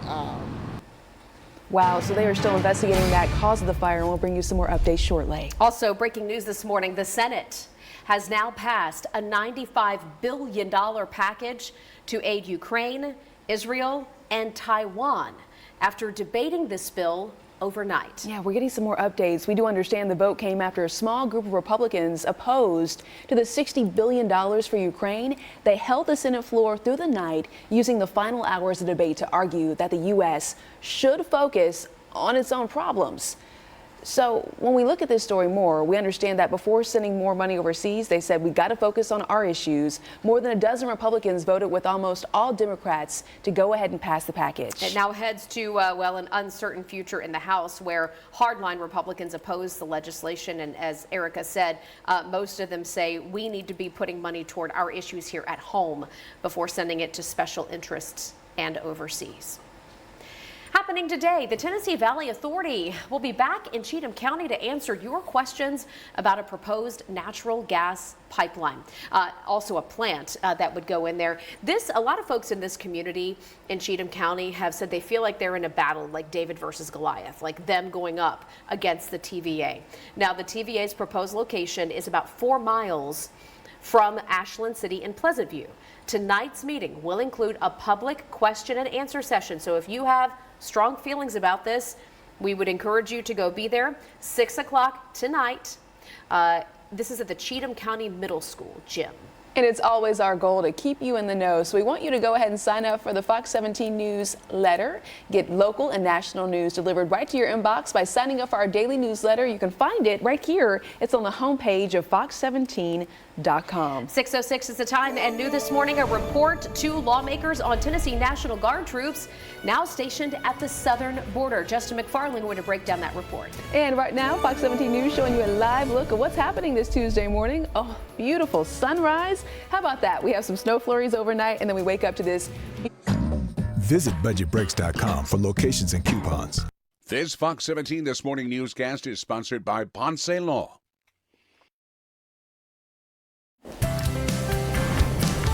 6:08 is the time, and members of the Tennessee National Guard are currently deployed to Texas. They're down there to help the state of Texas secure the United States southern border. It's a mission that will carry on for the next several months or longer.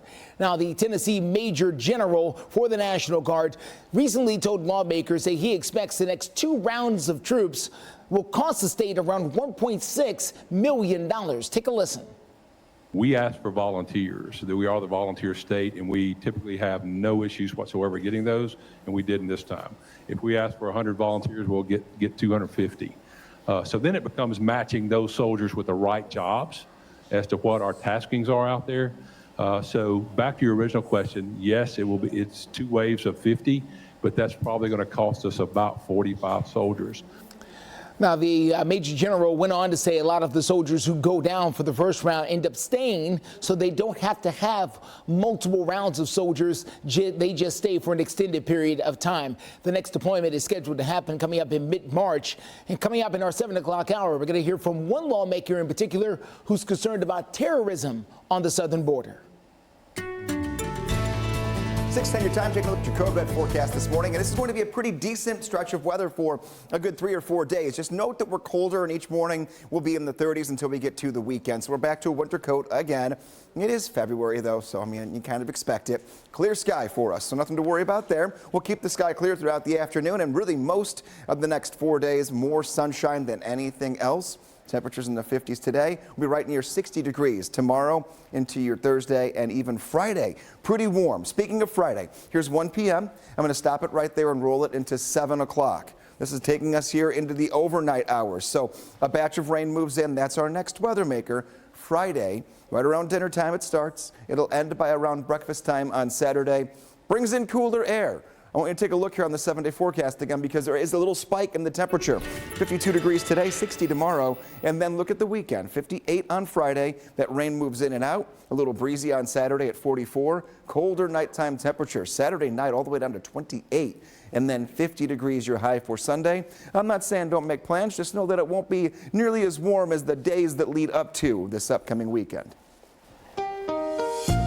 Steer clear traffic out there for you this morning. Let's get a good look here at what we're facing. This is on I-40 at Dawson Pike out there near the airport. Traffic out there moving along very nicely. We were dealing with a crash on the north side at 65 at 24. That is out of here. No longer a problem. They were able to move that on. So right now we're doing fine. We're also doing typical is what I'm going to call this at I-24 at Hickory Hollow, making that drive in from Antioch. But we're starting to see a slowdown for sure. As a matter of fact, that is affecting your drive times. Here they are, fresh for you this morning. 63 out of Clarksville, 57 out of Murfreesboro, 29 minutes out of Kingston Springs, coming down I-40 from the west side. We'll continue to watch things for you, especially that drive out of Murfreesboro that is expected to climb and climb as the morning goes on.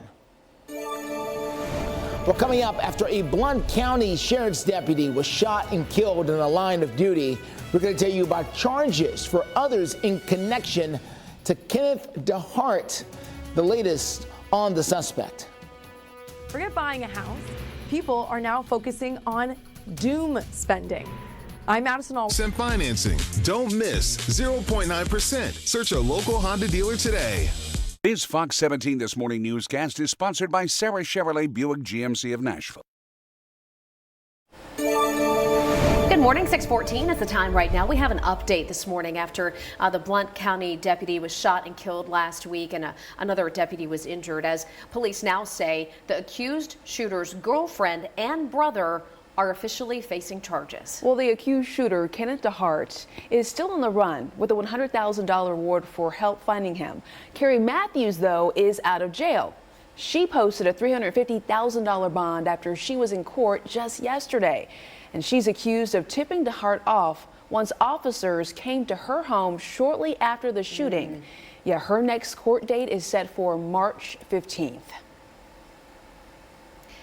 Members of the Human Rights Campaign, well, it looks like we may not be doing that story right now, so we'll move on. We understand this morning that young people may not be saving as much money these days and instead just buying whatever feels good right now. And when you look at long-term purchases, big purchases, like you want to buy a house, you could be in trouble then at that point. Madison Alworth reporting from New York on how this might not be the best kind of saving method. Listen. There's a new financial trend. It's called doom spending. Big purchase goals like buying a house feel impossible. So to make themselves feel better about their financial situation, people spend on items now. And they're buying things they don't necessarily need. 27% of people say they're guilty of this. And it's even worse for millennials and Gen Z. 43% of millennials and 35% of Gen Z say they're guilty of doom spending. So we took to the street to see what shoppers had to say, and we found that people are happy to spend now and worry about the future later. I've definitely bought things I didn't need yet. Oh, I think just scrolling through Instagram, they target you really well. And yeah, I'm always, they know the exact person they're looking for. When they see me, and I'll just go and buy it. It's something to look forward to when it comes in the mail. It's just like a little surprise when it comes in because, of course, by the time it does, I forgot that I even made my purchase in the first place. Homeownership has become so elusive that we're now at a decades-high rate of young people living at home. About 23 million Americans between the ages of 18 to 29 are living with family. That's around the same levels that we saw in the 1940s. Another thing I heard from people is that thanks to the cell phone, there are no restrictions around shopping. You can shop from anywhere at any time, making the doom spending trend even more popular. In New York, I'm Madison Alworth, Fox Business. Doom spending, all right. 6:16 right now. People need to learn some valuable lessons. Talking about doom, look at this cleanup. Y'all, this looks apocalyptic. It does look apocalyptic, doesn't it? Oh my gosh. But no, this is New Orleans. This is the cleanup efforts underway right now after celebrations last night. And it's just now Fat Tuesday. I feel like I can smell this photo. The big party hasn't even started. It's nasty. Yeah. Let's celebrate. Go ahead. Oh man. You got to feel for these teams out here. They kind of look like the Ghostbusters, don't they? Mm-hmm. Walking around. Have you ever been to Mardi Gras? I have been to New Orleans a couple of times, but never during full-on Mardi Gras. I went when I was so my dad was working down there for a little while. I was a teenager. We went down there and we had an experience on the French Quarter that was, well, not. It's too long to tell on the air. I'll tell you off the air. Okay, I can wait. Let's just say my parents were appalled when we took a wrong turn. Oh. And they were like shielding us and trying to like get us through. Yeah, there's a lot to the see, streets like different parts of New Orleans. And we'll You leave it there. never know what you're going to get in New Just Orleans. never know. Like Maybe wait till the kids are a little bit older and not during Mardi Gras season, okay? Hazmat suits and super soakers right now, just cleaning everything exactly. up. Taking a look, there are some events here in Nashville too, with music and all the Cajun food and whatnot. So you can actually look those up. I mean, there's some all day long events you can go to. So the forecast for us, what are we getting into? Maybe some are dog friendly as well. Maybe Gypsy wants a little gumbo. Gypsy, our dog of the day, sent in by Christy and Jesse Brummett.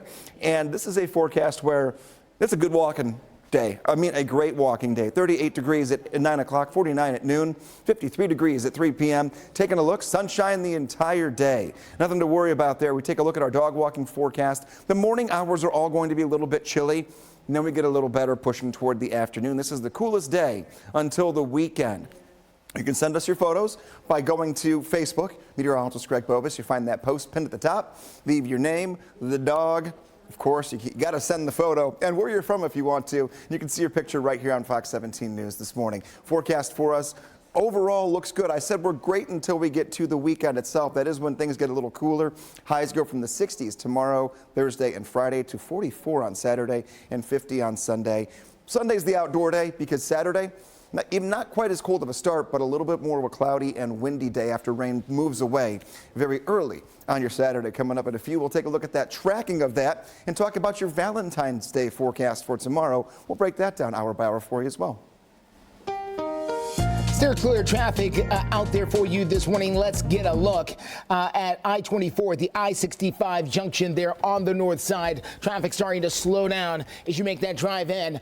We are hoping that things will unclog at some point, but we are afraid that this is just the beginning of traffic coming in from that north side and the beginning of that slowdown. No major accidents, though. That's the good news there from the north side of town. Other things we're following. This is 65 from Armory Drive from the south side. Couldn't ask for better here. Doing really, really well. If you've got the early morning doctor's appointment, or maybe you open up the doctor's clinic, you are in good shape out there near 100 Oaks.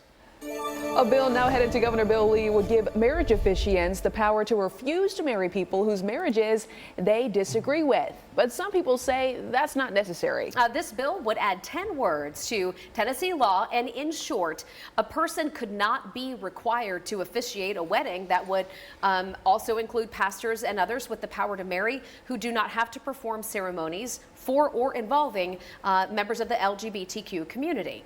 But a Nashville pastor testified just last week that the law already allows him to say no. This bill is a law that is setting a trap for legal confrontations down the line, inviting unnecessary lawsuits that will only continue to frivolously spend tax dollars of the good people of Tennessee.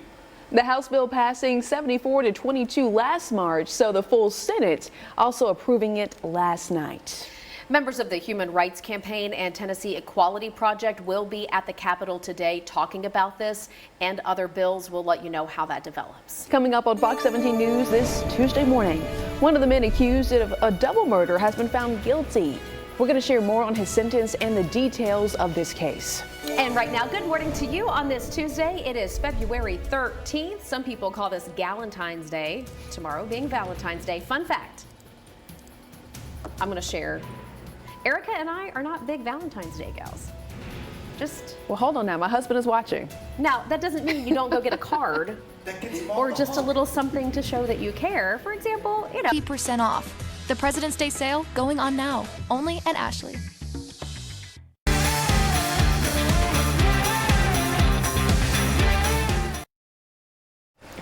Breaking news this Tuesday morning. Former President Donald Trump is endorsing North Carolina Republican Party Chairman Michael Whatley as the next chair of the Republican National Committee. Now, Whatley would succeed Ronna McDaniel, who has faced pressure to go ahead and step down. Two party advisors say she offered to leave the position following the South Carolina primary that's happening later this month. It's not unusual, though, for a party nominee to go ahead and install people in their national committee after becoming the official nominee. The former president, Trump, has also endorsed his daughter-in-law, Laura Trump, as RNC co-chair. So more updates to come with this particular breaking news story. The Putnam County Sheriff's Office has arrested these 5 people right here on your screen and accused them of making and selling drugs. That includes fentanyl. They say they are all part of an operation called Operation Border Rescue. Now, all 5 are due back in court coming up here on March the 18th. The sheriff says he expects to make many more arrests in the coming days. And another person in the 2018 double murder of an East Nashville at an East Nashville bar, now found guilty. The man you see here on your screen is DeMontre Logsdon. He was facing charges in the death of Jamie Sarantonio and Bartley Teal. They were both killed in cold blood right outside of the Cobra Bar in East Nashville. It really shook that community. It did. He has now been sentenced to life without parole in both murders. By the way, the second suspect, Horace Williamson, found guilty last summer, also sentenced to life in prison without parole. 6:25. Let's talk to Greg Bob is standing by with a look at the fourth. No, we're not. I gotcha. Yeah. I'm sorry. No, it's okay. I'll get it. Greg here. stepped out for a second real quick. Yes. He's working on a couple of other details of your forecast. So the weekend outlook is coming here for you now. A few showers Saturday, cooler temperatures. Sunday, it looks to be the better day to get outside. You can see mostly sunny on Sunday and a high of 50. But look at that low overnight, 28 degrees. Ooh. Greg will join us here in just a couple of minutes. I am here now with your circulating traffic, though. Let's take a look at 626 and what we're facing out there. This is going to take us to the north and west of downtown Nashville. 65 at the 24 junction. Actually, I said that backwards. This is I-24 at the I-65 junction.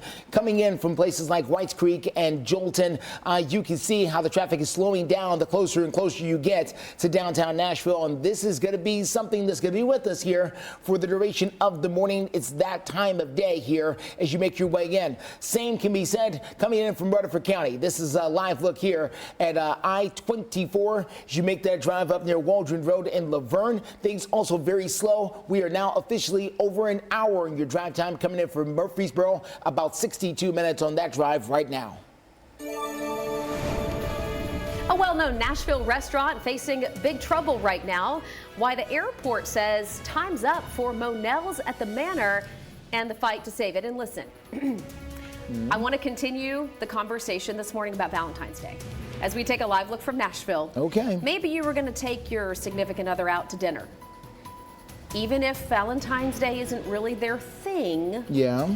Like for me and Erica, as we mentioned, you know, the little things count. Yeah. I'm really talking to Erica's husband, who now we're getting a good laugh out of this whole thing. Don't do nothing.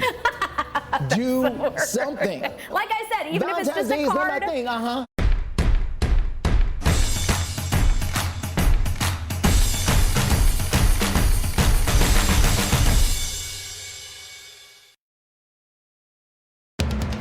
You're watching Fox 17 News This Morning, your Code Red station. Hey there, good morning. It is 6:30 on the dot and a live look into downtown Nashville to kick off this Tuesday, February 13th. A little bit of action already downtown and more ramping up tonight. The Preds are playing the Devils, the New Jersey Devils, tonight at home at 7 o'clock at Bridgestone Arena. Steer clear traffic this morning takes us to the north side. 65 at Trinity Lane. Another flat tire we're dealing with on the shoulder of the road. We'll tell you more about this coming up in a few. Ooh, thank you so much for waking up with us here on Fox 17 News on a Tuesday morning. I'm Erica Glover. And I'm Jennifer Waddell. Glad to be here for you live through 9. Taking a look at some of the video, your best shots from overnight in the snow. And listen, the rain that we've had for the last few days combined with that snow is definitely opening up a lot of those potholes that just got patched in the last week or two. So to Justin's point, we've got more people hitting those potholes now and flat tires and traffic. We'll check in with him in just a minute, but right now let's send it over to Greg and find out for sure if this snow has moved out. Well, we only got about 6 more hours of it. Wait, don't play, Greg. We're completely done with it. I only said it's right there on the screen. No rain, no snow, no worry until we go late Friday into Saturday. Sunshine until then. So whatever snow did cling to surfaces, that's going to melt here in the next hour. Above average high temperatures, 50 degrees later on today, and then right near 60 for Wednesday, Thursday, and Friday. The cold mornings and cold nights that lead into the mornings, those are here to stay. When you have a mainly clear sky, you don't get much reserved heat from the daytime going overnight. It all goes back into the atmosphere. 52 degrees, 34 overnight tonight. Look at the weekend, though. We touched on it briefly a few minutes ago. 58 degrees on Friday, 44 on Saturday. That is the next weather maker and the next shift in the forecast. Listen up, if you're making plans for Sunday morning, 28 degrees. Cold start, a little breezy. Could even feel like we're in the low 20s Saturday night into Sunday morning. Steer clear traffic out there for you this morning. Let's get to the very latest here happening on the north side. This is going to be I-65 at Trinity Lane there. We are dealing with the aftermath of another busted tire this time as you make your way out of town. This is going to be leaving Nashville going towards Madison is where this is located here. We were dealing with another one coming into town a short time ago. Looks like they've got it handled. TDOT again equipped with all kinds of things to help drivers deal with flat tires. So they're in good hands and hopefully that driver will pull away here in a few minutes. The drive coming in from other locations, though, extremely slow, and that includes that drive coming in from Murfreesboro. We're going to get to that coming up here in the next few minutes, but the drive coming in from the south side looking pretty good. Justin, thank you. Developing right now, a push to save an iconic Nashville building is underway. We're talking about Monell's at the Manor, and they're asking their loyal customers to go ahead and rally to preserve their historic building. It's right by the airport. They're trying to expand the airport, which is the issue. It is, and so Fox 17 News reporter Karen Aguilar is joining us live this morning just outside of Monell's at the Manor over by the airport to explain what's going on. Yeah, that's right. We're actually across the street from the airport and Monell, so that should be in your vision. But we are seeing more and more people flying out of BNA behind me as Nashville grows. Now, as a part of their expansion plan, they would like to demolish the historic building Monell's at the Manor, which, if my camera person can just zoom in and show you across the street, a new runway is set to be built where Monell's at the Manor currently stands. Monell's has been open since 2011, and the lease was not renewed or extended. There is a mission to save Monell's, and the outcry has used social media like Facebook to push forward that message. A post that says that there is so much history in that building, and demolishing it would be kind of getting rid of Nashville's past. Now, we received a statement from BNA that says in part, the Metropolitan Nashville Airport Authority notified its tenant at 1400 Murfreesboro Pike of its approaching end of lease, April 30th, 2024, and that it does not intend to renew the lease. Now, we also know that 18 people currently work at Monell's at the Manor. We know that the owners are not available for comment at this moment, but we are working to talking to the people that work there along with the community for reaction. Reporting live in front of the BNA airport, Karen Aguilar, Fox 17 News, your Code Red station. Karen, thank you. Politics now. New this morning, House Republicans will once again try to impeach Homeland Security Secretary Alejandro Mayorkas. Yeah, this news just coming in this morning.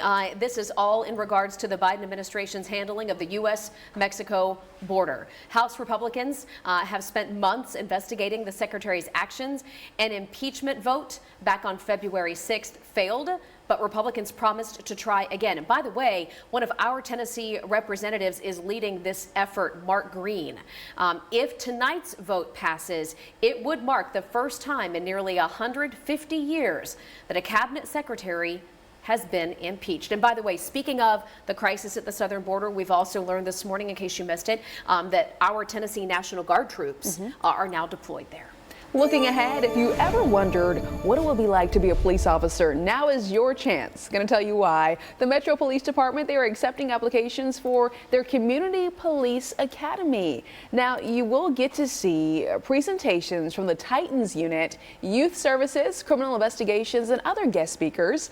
There are ride-along opportunities also with this, visits to the Metro Crime Lab and the gun range. The 11-week training event taking place Tuesday nights. You can see how to apply by going to fox17.com and searching under the Fox Links tab, Community Police Academy. And it's not just Nashville. Clarksville Police is expanding their department, hiring 17 new officers. Mayor Pitts and Chief Cockrell welcoming the newest officers just yesterday. They'll go to the Walter State Regional Law Enforcement Training Academy coming up in April, and will go through in-house training with their division until then. Big congratulations to all of these men and women who are now joining the force in blue. A burglar has some pretty high hopes, but you know what? Look at this. Falling short. Of course, it's all caught on video. Oops. And this morning, as we take a look at the snow that has already moved out of Middle Tennessee, we can see it is certainly impacting other parts of the country, especially the Northeast. We did have those flurries here, but... And get it done. Call 800-800-4600. This Fox 17 This Morning newscast is sponsored by Destin Fort Walton Beach, Florida. 6:39 is the time on this Tuesday. In Operation Crime and Justice, a 14-year-old arrested on charges of stealing a truck. This all happened up in Christian County, Kentucky. Yeah, police confirmed that after nearly hitting a mailbox, they found the truck had been stolen. That 14-year-old admitted to taking it in the old Lafayette Road area. That 14-year-old charged with, yes, stealing the truck, but also driving it without a license. Yeah, because they're 14. 14, yeah. The teen has now been taken to the McCracken County Juvenile Detention Center. Again, this happened in Kentucky. In the meantime, a burglar at a home in Beverly Hills does not make it very far. They've got drone video. It's all right. Go ahead and laugh. What? Are we sure they weren't shooting a movie? It is Beverly Hills after all. No. Look at this man exiting the house through a window, trying to use a ladder to escape when splash. And the ladder on top of him. That's the kicker. So yeah, when the guy broke in, it set off the house, alarms and the cameras and all that stuff. So the cops get there pretty quickly. They've got the viewpoint here, and they see the guy as he's trying to escape from that second-story window. Are we sure this is not the next Home Alone movie? I know, right? That's what this kind of feels like a little bit there. Splash. Crime doesn't pay, kids. Just remember. You're going to get caught. Better escape plan. Yeah, it's kind of like, a cross between Home Alone and Christmas Vacation. Mm-hmm. Clark just trying to shimmy ladder. with the ladder there. He didn't have water, though. Taking a look here, we don't have water in the forecast until Friday. Next, weather maker is a dry pattern for us for today, tomorrow, and Thursday. And even that rain that moves in on Friday, it's not until really late in the day. So we'll take the rest of this week and we'll just enjoy ourselves here with some sunshine and 60s for high temperatures. Rain timing, though, Friday into Saturday is key.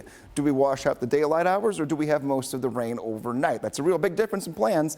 Taking a look, we're going to go all the way to Friday and then stop on Future Track. 1 p.m., still dry but fairly cloudy. We get to 5, 6, 7 o'clock at night. Leading into the overnights, and most of our rain comes down. Backside of that, a little wind and colder temperatures for your weekend. We'll focus on that and Valentine's Day coming up in about 7 minutes. The next check of your Code Red forecast. Sarah, clear traffic out here for you this morning. Let's get a good look here at 642 of this particular piece of the drive. This is going to be I-24 Hickory Hollow Parkway, making that drive in through Antioch where things are slow a go out there and well over an hour on the drive. Let's take a look at your latest drive times. Clarksville into downtown is 64 minutes. Murfreesboro, not much better, 65 minutes on that drive. Franklin still doing well, 29 minutes on that side of town. We're going to show you where some of that frost is located out there for you as the sun has just come up. 6:42 is the time right now. We're learning new information about the shooter at Joel Osteen's megachurch in Houston and her ties to Palestine. Details on that investigation. What did we just see? Tonight at 7 on Fox 17.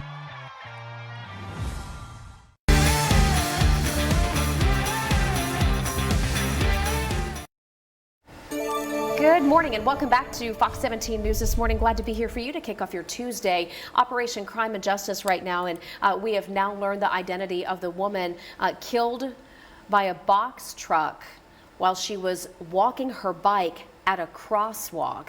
That victim's name is Carly Shea. She was on Harding Place and Linbar Drive when police say Alonzo Dominguez hit her.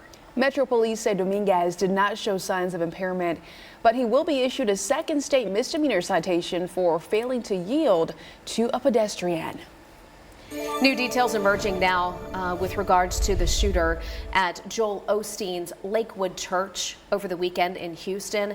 We now know, according to police, that woman who went into the church with a long gun had her child with her. And police initially had said it was a 5-year-old little boy. They now say he's 7, and right now he is in critical condition. Well, the suspect is 36-year-old Denise Iovane Moreno. Her motive is still unclear. Fox's Ano Ilipiathias has more on the story. Authorities say a 36-year-old woman opened fire using an AR-15 rifle at Lakewood Church on Sunday, the shooting rattling one of the largest congregations in the United States. It was a tragic scene. 2 off-duty officers returned fire at the scene, killing the suspect. They held their ground in the face of rifle fire at point-blank range. Houston's police chief says the gunfire left a young boy, confirmed to be the suspect's son, in critical condition. A 57-year-old man was also shot. He has been released from the hospital. I want to ask for prayers for a 7-year-old kid who's fighting for his life. And I think that what we need to do for him is pray. He's still in critical condition, fighting for his life. Authorities say this was a lone wolf incident, but it remains under investigation. Houston police say they uncovered anti-Semitic writings during the process, and they believe the suspect had a history of mental health issues. They say the suspect's motives remain unclear. It's way too early to determine a motive for the shooter's actions, and we're not in the business of speculating. Houston's mayor emphasizing he wants to protect worshipers of all faiths from violence, and the city will be increasing security and prioritizing public safety. In New York, Anna Eliopoulos, Fox News. Now to your voice, your vote. Early voting begins tomorrow and runs through February 27th. This is for the March 5th presidential primary, and this is our statewide primary. The deadline to register for this election was February 5th, so if you did not get registered, you're too late for the primary. But if you need information on hours, polling locations, if you want to look at sample ballots, you can go to govotetn.gov or our website. We've got a whole compilation of good stuff for you there at fox17.com. At 6:48, we're waking up to sunshine. But Greg, I saw on your Facebook page you were asking for those snow photos and videos. Yes. We love sharing them and seeing them, especially when the snow has already melted. That's the best even time. better, yes. Because then you look outside and go, ooh, that's pretty. That's prettier. Sunshine's going to be there with us almost the entire day, not just the entire day, the entire week. So making plans now should be pretty easy. That includes if you want to do something subtle or something big for Valentine's Day, or just nothing at all and just enjoy the weather. Mild. Temperature's going to be right around 60 degrees, partly cloudy. That'll be the case for most of this week. After yesterday, we deserve a little bit of sunshine here. And yes, what is out there, if you have anything that is still in accumulation on any surface, that's going to melt really quickly here throughout the rest of this morning. Breaking down Valentine's Day hour by hour for you tomorrow. 37 degrees at 8 a.m. So breakfast time, a little chilly. Lunchtime, 56, and then going toward dinner time, 57 degrees, a high of 62 degrees right between the noon and 4 p.m. mark for us here. Weekend outlook is going to be colder. I told you I'd break it down a little bit more. A few showers early on Saturday morning, and then Sunday, the warmer afternoon with the much colder morning temperature of 28 degrees. Our weather maker that moves in Friday into Saturday, as of right now, only looks to be on the rainier side, so we'll take it. 7-day forecast up until that weekend. Stretch of sunshine, great days. Nighttime temperatures, though, because we'll be mainly clear, are going to stay on the colder side in the 30s to low 40s for the next 4 to 7 days. Weather Window, presented by the National Weather Desk. Heavy rain in Alabama dropped several inches, swelling water waves, including Grove Oaks High Falls and this spillway in Dothan. Rainfall led to flooding in places. This was spotted from an overpass in Opelika. This car got caught up in a drenched roadway, and this image captures remnants of a tree blown apart by a lightning strike Sunday. Listen to Off the Radar. New episodes every Tuesday. Steer clear traffic out there. Let's get a look at I-65 coming in from the Franklin area. I want you to take note. See this over here? It's not the normal greenery we see down there in Williamson County. This morning it's frosted over with some of that ice and snow that we've had from overnight. And so you may have a little bit of ice and snow on your car if you parked outside overnight in areas of Nashville. So please add that to your drive time. Get out there this morning. Don't think you can run out, start the car, and just take off. It may not be that simple depending on where you are. Here is the drive coming in from south and east of town. This is I-24, very close to Harding Place. The drive time in from Murfreesboro, well over an hour right now. You can take Murfreesboro Road to try and steer clear. Well, talking about driving, thousands of rideshare drivers plan to walk off the job on Valentine's Day. You know, the day when you need to perhaps do some traveling, get to a restaurant or something. Well, this involves Uber, Lyft, and DoorDash. All three of those companies have drivers who are going to turn off their apps. They're doing this in protest of what they're essentially asking for. They want drivers united so that they can get better pay and benefits. We know that the Justice for App Workers Coalition, that's a whole thing, the Justice for App Workers says that their members will not be giving rides to or from airports in 10 cities on Valentine's Day. We understand Austin, Texas, Miami, Newark, and Chicago are all included. No word yet on whether we're going to see this trickle to Nashville, but don't be surprised if, you know, you've got a few delays. Yeah, or something workers. we'll keep our eye out on tomorrow. Yeah, good. Well, 6:52 is the time right now, and months after a new state law went into effect, still not clear what access Metro's police watchdog agency will have when it comes to investigating complaints of officer misconduct. Members of the Community Review Board say uncertainty is stalling their ability to look into allegations made by Nashville citizens. It could all come down to how the new state law is interpreted.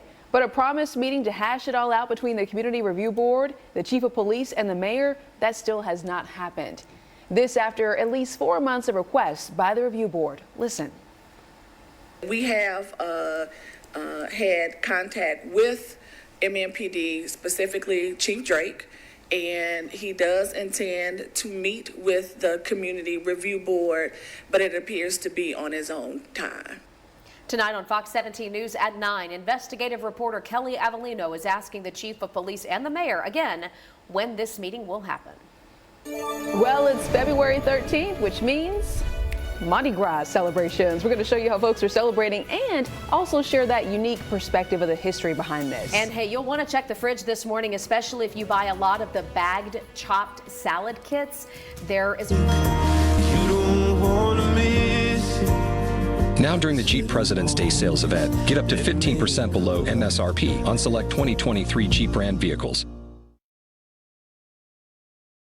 Good morning, 6:55 is the time when we're taking a live look at the beautiful Nashville sunrise. This is over in the Metro Center area. a welcome sight. I know a lot of you have just said, oh, please bring back the sun after so many days of just kind of the gloomy, rainy. It just gets you moving, you know? It does. So good stuff to see here this morning, especially if you need to get outside and do anything. How's the rest of the weather going to cooperate? Will it warm up enough for you to get outside today? Let's check with Greg and find out. Let's do it. Yeah, this could be a great day. We'll be up in the 50s later on this afternoon. What is new this morning that we're going to talk about when we go into our 7 o'clock half hour in about 4 minutes? Wet pavement this morning. We have not really seen many patches of that snow that came down that actually covered the roadways. We're not seeing much when it comes to slick spots, just some wet pavement and sunshine. 50 will be that high temperature. Our next weather maker. So significant shift in the forecast is going to be late Friday into early Saturday. Comes in the form of rain. Until then, we are all clear. We've got to talk about this, though. If you have plans for the weekend, depending upon what time your plans are, you may get slowed down a little bit. So we'll have that, your bus stop forecast, getting the kids out the door, and then also Valentine's Day. It's tomorrow. If you don't have plans yet, I'll help you work through each chunk of the day when it comes to temperature, so you can maybe get some last-minute plans thrown together and have a little bit of fun for Valentine's Day tomorrow. Greg, thank you. 6:56. Do you want to check in now with your steer clear traffic to show you some areas that could be a little problem spot if you're heading out the door, heading to work. I-24 at Hickory Hollow Parkway. You know, we're not seeing any crashes or disabled vehicles, just that typical Tuesday morning commute. We'll continue to give your traffic updates, though, up until 9 a.m. Well, we mentioned it just a moment ago. Celebrations underway for Fat Tuesday. And we're seeing celebrations around the country and overseas. A day of fun and sometimes, well, let's just be honest, debauchery. Before Lent begins. Now, here in the U.S., of course, the massive celebrations with parades, masquerade balls down in New Orleans, right there in the French Quarter. All kinds of stuff going on in Mobile, Alabama as well. And I mentioned overseas, we've got stuff going on in Brazil. Just a cleanup effort right now. Yeah, this looks like an all-out effort just to get those streets cleared up after a busy couple of hours. Now, this is Bourbon Street, just off Bourbon Street there in the French Quarter in New Orleans now. So hard to believe that this isn't even what's left over from Fat Tuesday. Oh, no. They got a long couple of hours ahead of them. They do. Oh, man.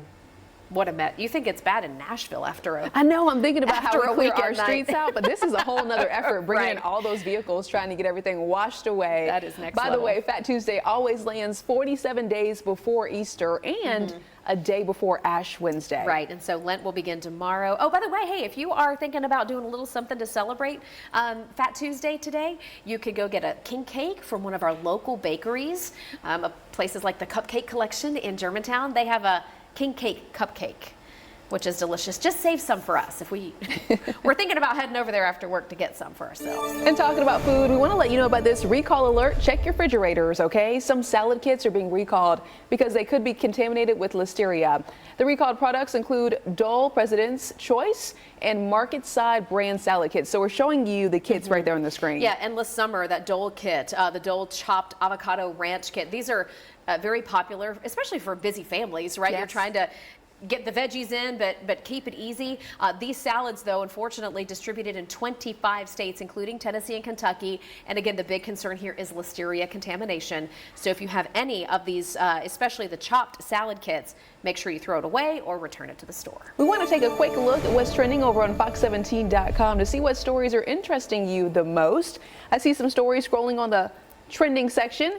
Vietnam veterans' emotional reunion with lost son after 51 years apart. It is a very heartwarming story, and if you want to read the details of that and then share it with your friends, right? Go to Fox17.com and make that happen. Stay with us, though. Our 7 o'clock hour starts right now. You're watching Fox 17 News This Morning, your Code Red station. Good morning. Waking up here too. No worries in the forecast for right now. Our next weather maker, though, it arrives before the upcoming weekend, what it could mean for your weekend plans in my forecast. Steer clear traffic takes us out to I-24, very close to Hickory Hollow Parkway. It's a slow go. We're going to tell you how slow coming up in a minute. Thank you so much for waking up with us here on a Tuesday morning. For Fox 17 News, I'm Erica Glover. And I'm Jennifer Waddell. We're glad to be your live local news source, always here for you through 9 a.m. And we begin this morning with a look at the snow from overnight and even into the early hours of the morning. I know some of you saw some of those flakes, the big, giant, wet snowflakes, but not really enough to have a huge impact here. Yeah, so the question is, are we getting some more of those big snowflakes today, or is the sunshine in our forecast? We're going to check in now with our meteorologist, Greg Bobus. He has all the answers, and Greg, things are looking, well, like a warm-up. Snow globe right over there, but we're done with that now, and most of it's already melted, so you got to enjoy watching it. We'll show you more videos. I have a bunch of videos and photos on the interstitially put into all of this forecast throughout the next couple of hours. But yes, the sunshine is out, and it is going to be in charge for the rest of this week. Wet roads, though, today until we can fully dry out, but we have a dry pattern until Friday. Above average high temperatures. We're grabbing the sunglasses, and that'll be the only thing you really need to do when it comes to preventing any weather from getting in your way. That and a winter coat in the morning and you should be fine. Here's a live look downtown. Barely a cloud in the sky. We moved that cloud cover out really quickly. If you saw the snow, think about how quickly it went from rain to snow to done. A matter of about an hour or so. Temperatures are colder. Right side of your screen. You are waking up with temps that are in the 30s. It's about 15 degrees colder than the same time yesterday. Nothing on Doppler radar. I'm going to take you back in time and we'll watch what happened the last 15 hours. We started off with the rain. Temperatures quickly cooled down when we had that little break in the rain, and watch just like that. We go from rain to snow, and then it was done. About a half of an inch of snow came down in some spots. We haven't really seen anything more than that when it comes to snowfall totals yesterday. And the forecast moving forward, there's your sunny stretch. Tuesday, Wednesday, Thursday, and then Friday clouds come back. That's what we have to talk about here in about, I would say, 8 minutes. Next check of your forecast. We'll track that next weather maker Friday into Saturday, help you plan around it the best we can leading into the upcoming weekend. Thank you very much, Greg. Do want to let you know that even though most of Middle Tennessee doesn't have a trace of snow left, we do have a few school delays and closures this morning, and they're all to the west of Nashville. Benton County schools, Houston County schools, and Humphreys County, they're all opening 2 hours late. And then we do have Dickson County schools that announced they are closed today. I'm not sure if that's going to pop up on your screen there, but just know that is the closest school closure that we have right now. That is in Dickson County. Everybody else, you are good to go for this Tuesday. All right, everyone, steer clear traffic. Let's get you out to the very latest thing we're following here. This is going to be over on in the Donaldson area. We are dealing with a crash. You can see the fire department is there. Here comes an ambulance. This is going to be I-40 at Donaldson Pike there, very close to the airport. This is coming into town. 2 lanes shut down. This is going to make the drive-in from Mount Juliet not a pleasant one right now. It's going to be slow. Mount Juliet, Hermitage, all of you making that drive-in right now, just know you may want to consider things like Central Pike or perhaps Lebanon Pike. Lebanon Pike, Highway 70 will cut you past some of this until you get to around Donaldson Pike itself. Once you get to Donaldson Pike, you should be able to cut back over near the airport. But everything back behind the airport going towards Percy Priest Dam is going to be backed up here for the next little bit. So please heads up in that area. Other than that, we are dealing with relatively good traffic, but there is the backup right there. You can see it for yourself. Actually, let me switch. Right over here, you can really see how that backup goes. Then once you get past it, it's all green over here on the other side. We're also watching that drive up I-24. Well, it's more than an hour right now getting in from Murfreesboro.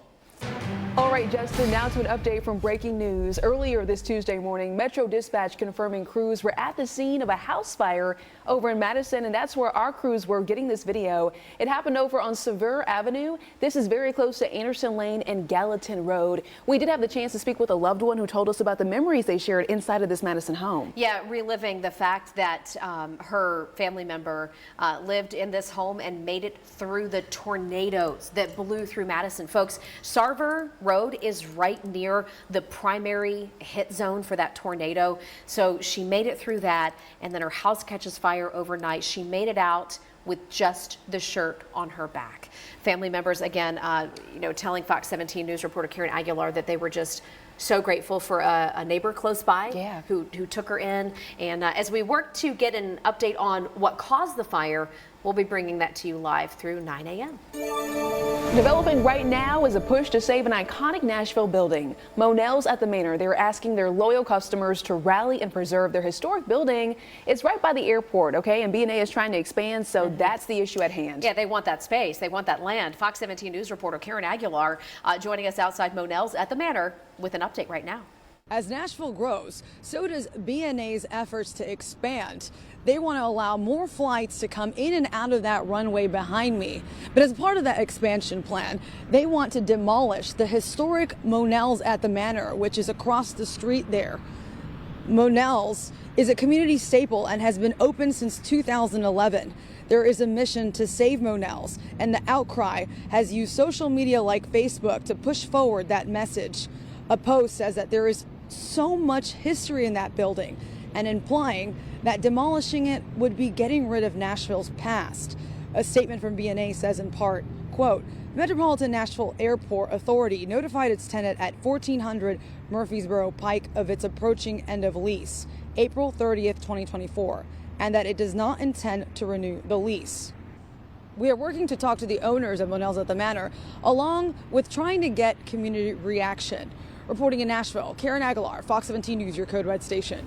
Karen, thank you. In Operation Crime and Justice, a man charged with killing 2 people in East Nashville will now spend the rest of his life behind bars. Yeah, a Nashville jury finds DeMontre Logsdon guilty of killing Jamie Sarantonio and Bartley Teal during a robbery that happened outside the Cobra Bar there in East Nashville. We have mentioned this is a story that really shook that community for quite some time. The murder just cold-blooded. The victims were at the bar celebrating a birthday before they walked out and became the targets for a robbery, and then both of them were killed. We now know that Logsdon will never be eligible for parole. By the way, that's the same for the second suspect in this case. Horace Williamson has already been sentenced to a life term for his role in the 2018 murders. The Major General in charge of the Tennessee National Guard is giving an update to state lawmakers about the activities of the Tennessee National Guard at the southern border. We're going to tell you how many more waves are expected to go and why some lawmakers are concerned about terrorism. Greg? Waking up this morning at the bus stop far moisture in their crawl space. But don't worry, we got this. At AFS, we'll do a home inspection for free. This Fox 17 This Morning newscast is sponsored by Tennessee Home Buyers. Members of the Tennessee National Guard are deployed to Texas. They are trying to help the Texas National Guard secure the border down there. Now, it's a mission that will carry on for the next several months or longer. Most of the state's troops go down there for at least 2 weeks or so, but the Tennessee National Guard says they're sending their troops for much longer than that, 37 days on average. Listen to one lawmaker who was interested in more than just illegal crossings. This open border crisis scares me. It should scare every one of us in Tennessee. I know you couldn't answer this, but how many Hamas or type of terrorists who have made it across this border? Have you heard anything? I've been to 3 different sectors out there over the last year and visited our troops. And in one sector it's very busy, another sector is completely different. I couldn't answer the question as to how many of bad actors are coming across there. We're here to answer the mission and be successful with it, regardless. Now, the next deployment will happen coming up here in mid-March. The Major General also told lawmakers he expects 2 rounds of Tennessee troops to be going down to Texas over the next couple of months and will cost the state around $1.6 million. A look at your forecast, waking up much colder than yesterday morning. What I have up right now is the 24-hour temperature change. So this is the number, how far away we are from where we were yesterday. We're some 15 to 20 degrees colder. We're going with a heavy coat today. We're leaving the umbrella at home. We're enjoying the sun. We'll still warm back up into the 50s, but it's a slow climb from 34 right now in Nashville. Lower 30s for many of the areas just away from Nashville. So keep that in mind. It looks nice outside, but it definitely feels colder. Where do we go when it comes to the rest of this week? Well, sunshine today. Here on Future Track, we have sunshine for tomorrow. On Future Track, we have sunshine for most of Thursday. I'm going to stop you on Friday. Clouds quickly build morning into the afternoon. Here's 1 p.m. Green getting closer to us, but not quite here for early afternoon. By 5 and 6 o'clock, that changes. Rain gets very quickly to our doorstep throughout the afternoon. Moves through the evening hours and overnight, and hopefully it moves as quickly as it's trending right now, because that means that by 7 o'clock, we're still cloudy. We're much colder. We'll only be in the 40s on Saturday, but the rain likely out of here by the time you wake up on Saturday, and then we're back to sunshine on Sunday, up to near 50 degrees. So the next weather maker, not a big one, and if timing holds, shouldn't give you too many headaches for planning. Steer clear traffic for you this morning at 7:12. Quick look out there shows us our latest problem, and let me tell you, it's a big one. All right, so let's get to it. I-40, very close to Donaldson Pike, right at the airport coming into town. So this is going to be I-40 going west in from places like Hermitage and Mount Juliet. 2 lanes shut down, and honestly, it's 3. 1, 2, 3 lanes shut down. Only 1 lane open on the outside, and it's causing a major drag. This is the scene back behind it, a few miles. You can see it's bumper to bumper. Look at this drive time, and it's rare I see a drive time this long for Mount Juliet, but here it is, 87 minutes. That is an hour and 17 minutes from Mount Juliet into downtown Nashville. That drive is about 20 or 23 miles or so, so an extremely slow go. You want to take Highway 70 as the best way to steer clear and make your way into town at that particular moment. Once you pass the airport, you're in much better shape getting into town. Well, coming up, the investigation continues after a Blount County Sheriff's deputy was shot and killed in the line of duty. We're going to tell you about the new charges that are being brought against the suspected shooter's brother and girlfriend. New details on how much time they could be facing if they are found guilty. And we are continuing our coverage over the battle to keep the TVA from locating a brand new natural gas alignment equipment to straighten out your steering for the best price in town. Visit budgetbrakes.com. Brakes starting at just $100. Alignment starting at $59.99. At 7:16, we have an update after a Blount County deputy was shot and killed last week, and a second was injured. Police say the accused shooter's girlfriend and brother, they have now been charged. While we are learning that Carrie Matthews right here is out of jail. She posted a $350,000 bond after she was in court Monday. She's accused of tipping DeHart off when officers came to her home shortly after that shooting. Marcus DeHart is charged as well. The arrest warrant claims Marcus DeHart helped his brother get away from authorities after this shooting. And we also know this morning, as for the accused shooter, Kenneth DeHart, he is still on the run, resulting in that continued blue alert issued through Tennessee. You've likely seen the interstate overhead signs showing as much. The reward stands at $100,000 for information that leads to an arrest and conviction. If you have any information that could help authorities, 1-800-TBI-FIND is the number to call. 7:17 is the time right now, months after a new state law aimed to restrict the ability of police oversight boards across the state. It is still unclear what kind of access Metro Police's watchdog agency will have when it comes to misconduct complaints. Fox 17 News' Kelly Avellino joining us right here, and you've been tracking this entire case. What can you tell us? Well, right now, members of the new Community Review Board, formerly the Community Oversight Board, say that this uncertainty is really stalling their ability to look into citizen complaints over alleged misconduct or excessive force. So the big question here is what access going forward will this community review board have to documents, body cam video, and reports from police regarding whatever happened in a given situation. Now, it could all come down to an agreement or a memorandum of understanding being worked out between the community review board, the chief of police, and the mayor. I can tell you it's been 4 months now, and this meeting between all three still has not happened despite repeated requests from the community review board. We have had contact with MMPD, specifically Chief Drake, and he does intend to meet with the community review board, but it appears to be on his own time. Now, the Community Review Board, again, has been asking for that meeting since the summer. Tonight on Fox 17 News at 9, I've got an in-depth report. I go to the mayor and the police chief again asking when they're going to have this meeting. This is an agency funded by $2 million in tax money, and they say they really cannot look into complaints until this is all figured out, until that law is interpreted. Okay, so then our next question becomes, what does the law say about Metro Police sharing documents with the Community Review Board over police concerns? Well, it all comes down to a privacy clause, pretty much involving officer privacy. It really gets into the weeds here. But previously, the Community Review Board had access to everything as long as they did not share the officer's name or confidentiality things in regards to that officer.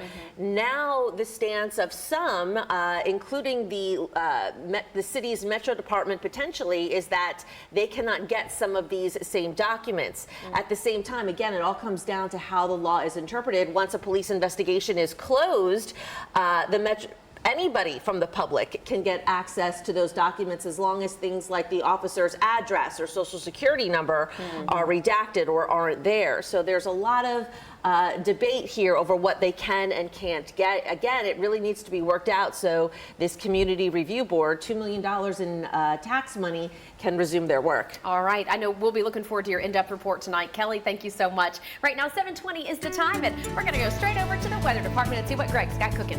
I got nothing cooking right now, which is good compared to yesterday. We look fantastic, but I want to go back and kind of talk about the main course we had last night, which was the snow. We had the rain first throughout the afternoon, cold air swooping in, and watch what happens when it does. Just like that, we do get some snow that starts to come down. Those really big, heavy, fat snowflakes that just covered all the sky when you were looking outside if you had the snow coming down. I want to zoom into one really cool area, a little circle right here. Look at the lightning counter. The only color that is on the map right now is blue. If I've got a lightning strike and I've got blue, that means we had a period right after 10 o'clock last night in West Nashville, very loud boom of thunder snow that happened. We don't get that often in Middle Tennessee. That's how heavy the rainfall was and how much energy there was in the atmosphere. So pretty cool. If you were out in West Nashville, you may have heard some thunder and seen a flash of lightning while that heavy snow was coming down. Slick spots this morning, but nothing big. No more rain or snow until the end of the week into the weekend. High temperatures, they're going to be above average. Let's take a look at them here on your 7-day. 52 degrees this afternoon. Notice the right side of your screen. We are in the 30s, so you want a good coat this morning, but not bad for the afternoon. And then 60s for Wednesday into Thursday. And then that next weather maker is going to be late Friday into Saturday. We'll have a new look at future track here in a few minutes. I'll show you before we get to 7:30. Steer clear traffic, a big road closure to show you. This is going to be I-40, everybody. I-40 as you make your way in near exit 199, Old Hickory Boulevard out there in that area from Bellevue. You can see they've got an all stop. All traffic has stopped now as Metro Police are out there trying to deal with the aftermath of a crash. They've also got this car hooked up. Looks like they're getting ready to tow this car over to the other side of the road, so hopefully they can reopen lanes of I-40. This is a major crash coming in from Bellevue. Let me show you the drive time very quickly. 64 minutes is what we're talking about coming in from Kingston Springs. Again, the backup stretches back for several miles. Highway 70 is going to be your best friend getting into town from the Bellevue area, at least for the next few minutes. Justin, thank you. Has nothing to do with getting a license. Has nothing to do with the clerks required to give a license. It just says those words, and that's all there is to it. Still to come on Fox 17 News this morning, a new bill is heading to Governor Lee's desk as we speak this morning, and it could impact who can marry couples here in Tennessee. Ready to big on brand name mattress and adjustable base sets. Plus, get a $300 instant gift with qualifying sets. And get 50 months, no interest financing with no minimum and no down payment. Only at American Signature Furniture. 6:25 is the time. Listen to this. A bill that is now headed to Governor Bill Lee's desk is gaining some very mixed reaction. It's item number 2 in the Senate, bill number 596, that would give marriage officiant the power to refuse to marry people whose lifestyle they disagree with. Now, there are some who say that's not necessary based on what is already on the books. But this bill would add 10 words to the current Tennessee law. In short, a person or pastor cannot be required to officiate a wedding. That bill passing just last March. Initially, the full Senate approved it overnight. Now, the bill is now headed to Governor Bill Lee's office, where he is expected to sign it into law. 7:26 is the time right now. Check this out. The Clarksville Police Department is expanding, hiring 17 new officers to the force. Mayor Pitts and Chief Cockrell welcoming these new officers. They will attend the Walters State Regional Law Enforcement Training Academy in April and will undergo in-house training with the Clarksville Police Department and their training division unit until then. So a big congratulations to all of the men and women out there in blue. 7:26 your time, and you've been sending us so many great photos of two parts of what happened yesterday. The rainbow after the storm sent in by Brian from Spring Hill.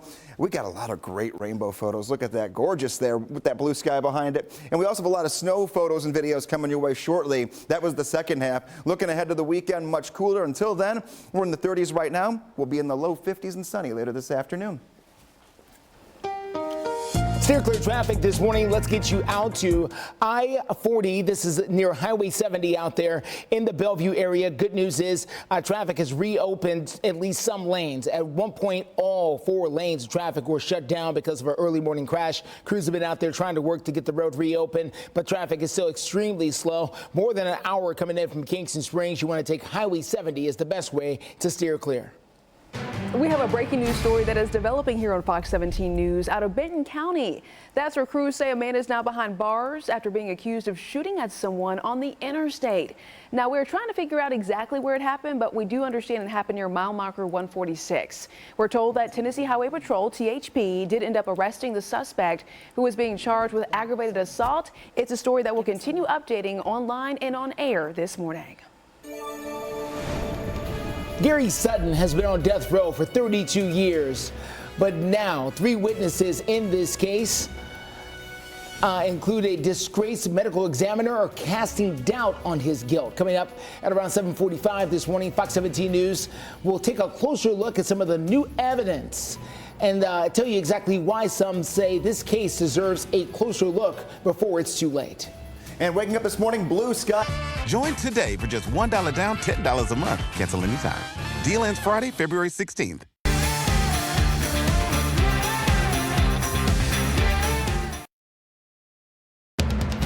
You're watching Fox 17 News This Morning, your Code Red station. Good morning. Weather looks great for later today as the Preds play the New Jersey Devils here at home at Bridgestone Arena. Puck drop is at 7 p.m. And we're taking a live look right now at traffic conditions out there to show you what's shaping up for your Tuesday morning commute. Updates on this particular crash in a couple of minutes. Welcome to you to Fox 17 News This Morning. We're glad to have you here as part of our morning routine, and we're glad to be part of yours. We're your live local news source through 9. I'm Jennifer Waddell. And I'm Erica Glover. We're going to get started talking about your forecast. Some of us seeing this situation yesterday. Your eyes are not deceiving you. Those are flurries over on Lower Broadway. Can you believe looking at this? I know. They came fast and furious. They were out of here in no time. Some of you woke up with, I don't know, maybe a dusting to an inch of snow. Yeah. Others might have had a little ice, Greg. But then there were many of us who had nothing. Woke up to dry conditions. So very hit or miss, as you were mentioning. Completely. You could be sitting there right now and people that are your neighbors or your friends that are 3-4 blocks away from your house. Yeah. got nothing, or you saw a snow globe. And here's the good part for us, though. The snow looked pretty, like you mentioned, most of it's melted, and it didn't give us any snow-covered roads. The road temperature right on your screen stayed just close enough to freezing overnight, so we didn't have to worry about any residual impact to that, and everything else that might still be clinging to a surface that hasn't been hit by the sun yet, that'll be out of here pretty soon. So get yourself a nice warm cup of coffee. You're in the 30s here starting off the day, 31 degrees at 7, 35 at 8 a.m., and 38 degrees your temperature taking us to 9. Not a quick warm up, but it's there. Our sunrise was at 6:37, and as promised before the last commercial break, I'm gonna get you right to Valentine's Day tomorrow. You don't have that much time to get your game plan together if you do not have one, so here's the entire day. Maybe it's breakfast, 37 degrees, lunch, 56 degrees tomorrow, and then 57 degrees will be your temperature at 4 p.m. leading into dinner time. Today and tomorrow both going to be completely sunny. Right now we are cold, but we'll be up to 52 degrees later on this afternoon. And coming up in the next check of your forecast, I have your next weather maker late Friday into Saturday and a look at your 7-day forecast. Clear traffic out there for you this morning. We're clearing up the latest in this crash coming in from Bellevue. This is going to be I-40 at Highway 70 coming in from the Bellevue area. So heads up. At one point, all lanes of I-40 in this area were shut down, and the backup ran back for several miles. Thankfully, they've been able to get at least 2 lanes open, but the go will be slow coming in from the west side of town for the foreseeable future until they get all of this out of the way. Ambulance still on the scene. Metro Police still out there as well. It's a bit of a mess. Let's show you the backup here on I-40 again, coming in from exit 196, running all the way back towards Pegram and towards Kingston Springs. We're talking about well over an hour to get in right now. Normally this drive is in the 30s at worst, so about twice the time at this point. You can take Highway 70 to get in, but keep in mind Highway 70 is fine as long as the 18-wheelers don't join you, because it's really not made for that. A lot of tight turns and narrow lanes on Highway 70. Justin, thank you. Happening today, the Tennessee Valley Authority, they're going to be back talking about the Cheatham County issues, answering questions about a proposed natural gas plant that many homeowners, well, they're not feeling too confident about. Yeah, the TVA has a proposed location about 4 miles from Ashland City and Pleasant View. Neighbors living there telling Fox 17 News over the last several months as we followed this story, they feel like it's a David versus Goliath as they go up against the TVA. So tonight's meeting going to include a public question and answer session and an open house. If you have questions, you can try to get them answered. That's starting at 6 o'clock tonight at the Cheatham County Middle School gym. Making headlines this Tuesday morning is a push to save an iconic Nashville building. We're talking about Monell's at the Manor, and they're now asking their loyal customers to come together and help preserve the historic building because the airport wants to expand, and it could mean they're in jeopardy. Yeah, they want that land. Fox 17 News reporter Karen Aguilar just outside the Monell's at the Manor with an update. As Nashville grows, so does BNA's efforts to expand. They want to allow more flights to come in and out of that runway behind me. But as part of that expansion plan, they want to demolish the historic Monell's at the Manor, which is across the street there. Monell's is a community staple and has been open since 2011. There is a mission to save Monell's, and the outcry has used social media like Facebook to push forward that message. A post says that there is so much history in that building and implying that demolishing it would be getting rid of Nashville's past. A statement from BNA says in part, quote, Metropolitan Nashville Airport Authority notified its tenant at 1400 Murfreesboro Pike of its approaching end of lease, April 30th, 2024, and that it does not intend to renew the lease. We are working to talk to the owners of Monell's at the Manor, along with trying to get community reaction. Reporting in Nashville, Karen Aguilar, Fox 17 News, your Code Red station. Karen, thank you. We're just a few hours away from Valentine's Day tomorrow, so we're going to hear a few of your plans on how you plan on spending the holiday. Okay, and whatever it is that you've got, set up for tomorrow. % financing. Don't miss 0.9%. Search a local Honda dealer today. This Fox 17 This Morning newscast is sponsored by Ponce Law. Welcome back to Fox 17 News this morning. 7:39 is your time, and of course Valentine's Day is tomorrow. And if you're somebody who celebrates, just making sure you've got what you need to, to be ready for tomorrow. Yeah, you got to make sure that you've got all the flowers and the chocolates if, your significant other is into that kind of thing.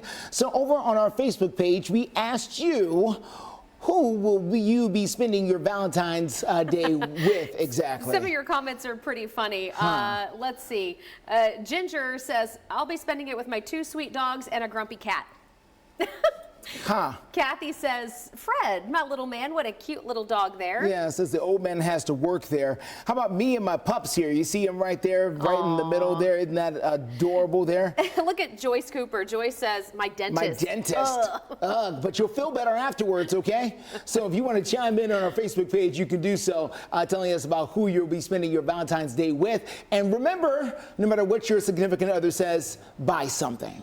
Just something. Or just do something. Even if it's a small gesture. You don't have to buy something. Write a little handwritten note. I don't want anything. No, do something. Anything. Save yourself the headache later. Or maybe a never-ending scavenger hunt. If you catch the joke behind it. Take a look here. 34 degrees, your temperature right now. Plenty of sunshine. I mean, this is a great stretch of weather for us. If you don't have anything planned for tomorrow, an outdoor activity is not going to be off the cards or off the books and out of the cards because we definitely have at least the next 74 hours of no rain. Friday into Saturday, next weather maker, let's get right to it. Get the kids out to the bus stop first. No rain gear today, and they won't need the rain gear in the morning at any point this week. A Friday weather maker is going to be very late in the day. We're talking almost past dinner time. If you have Friday evening plans, maybe you're pushing back Valentine's Day, keep this in mind.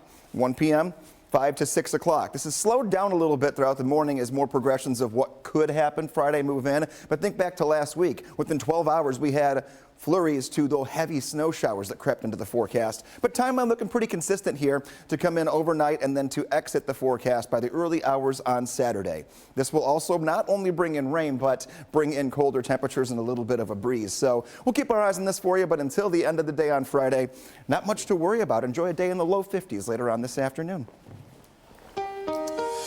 Clear traffic at 741. Quick look outside. We continue to follow that crash over in the Bellevue area. I-40, as you make that drive in, you can see for yourself how things are extremely slow there, or at least they were because of an earlier crash. We can tell you for sure that authorities are on the scene trying to make sure they can get this out of the way, but the drive time will start to improve coming in from Kingston Springs. You can still take Highway 70 as a good way to steer clear, but we'll get you your latest drive times on this coming up in a few minutes. That drive time, no good. Ignore that number. Let's get you to I-24 here at Harding Place. Looks like that drive coming in from Murfreesboro is starting to become a little bit better. Something else you're going to need for that trip out there, sunglasses this morning, as the glare pretty strong depending on where you're coming from. He's been on death row for 32 years, but the case against him is beyond. Close to downtown Eagleville. Bid now, online only until Thursday, February 29th at 1 p.m. Let's go sell something. ComisMontgomery.com. Good morning. It is 7:44 right now. Gary Sutton is sitting on Tennessee's death row after being convicted of murder more than 3 decades ago. But now some say that investigators got the wrong man. Well, Fox 17 News' Dennis Ferrier has been digging into this case for a year now. So this morning he's investigating the new evidence, calling this conviction into question. There are big problems with 3 of the big witnesses in the Gary Sutton conviction. We have driven hundreds of miles from Gatlinburg to Kentucky to re-interview these witnesses. Here's what we've discovered. Tommy Griffin was murdered with a shotgun near a Blount County creek at the foothills of the Smoky Mountains. His sister Connie was burned alive in her car in thick woods in nearby Sevier County. There were 2 key witnesses for the prosecution, one for each murder. But both of those witnesses say the testimony used in court was either inaccurate or edited to fit the prosecution of Gary Sutton and not the whole truth. Let's begin with Tommy Griffin. A witness named Jason McDonald said he heard shots at the Blue Hole Creek, but he also said he saw a black boxy car leaving the scene. That didn't help the prosecution. They needed it to be a white truck or a white Camaro, because witnesses saw Tommy Griffin with a woman in a black boxy car before his death. It would have validated Gary Sutton and James Dillinger's claim that Tommy Griffin left the jail in a black boxy vehicle. Correct. That's huge. It is huge. And when I showed Jason McDonald a picture of a black Ford Fairlane, he said, that's it.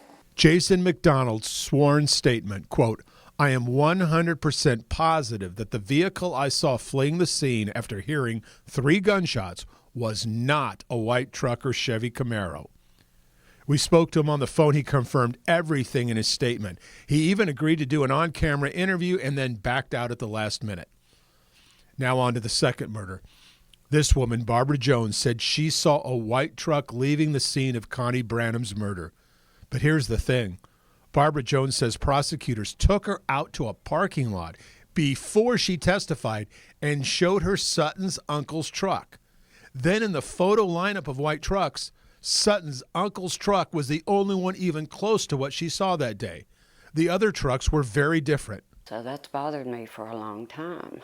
They never did show her Lester Johnson's white truck, an alternate suspect who had a motive and the same kind of truck. I cannot tell you 100% that was that truck. That truck was moving it out of there. I just know it was a white truck with a toolbox and mud tires on it. I didn't see who was in the truck. I didn't see their faces.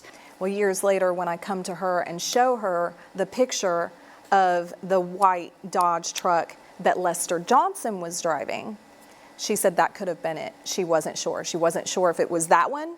There's more. Because of alibis, the prosecution needed Tommy Griffin's murder to happen on Friday. Their star witness, disgraced medical examiner Charles Harlan, who lost his medical license for sloppy and inaccurate autopsies. Harlan testified Griffin died on Friday, even though other medical examiners said Griffin was killed on Monday, that Harlan misled the court about how rigor mortis works. Other credible medical examiners said Griffin died on Monday, which would have destroyed the prosecution's case against Sutton.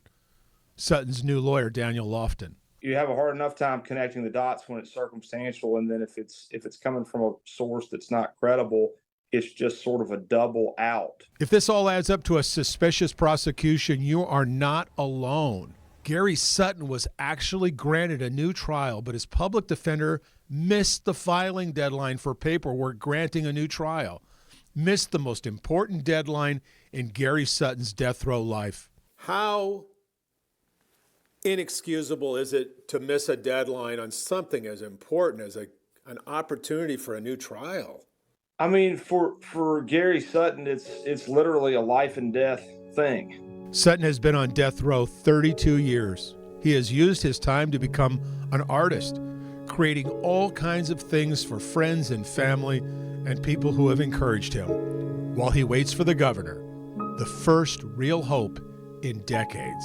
It's a living nightmare. I mean, it's something it's like a nightmare that you really can't get out of. I mean, you keep waking up to it over and over every day. Believe it or not, there's even more. We just keep finding more problems with the case. Look for a follow-up soon. Meanwhile, the governor has a request to review this case on his desk. I'm Dennis Ferrier, Fox 17 News, your Code Red station.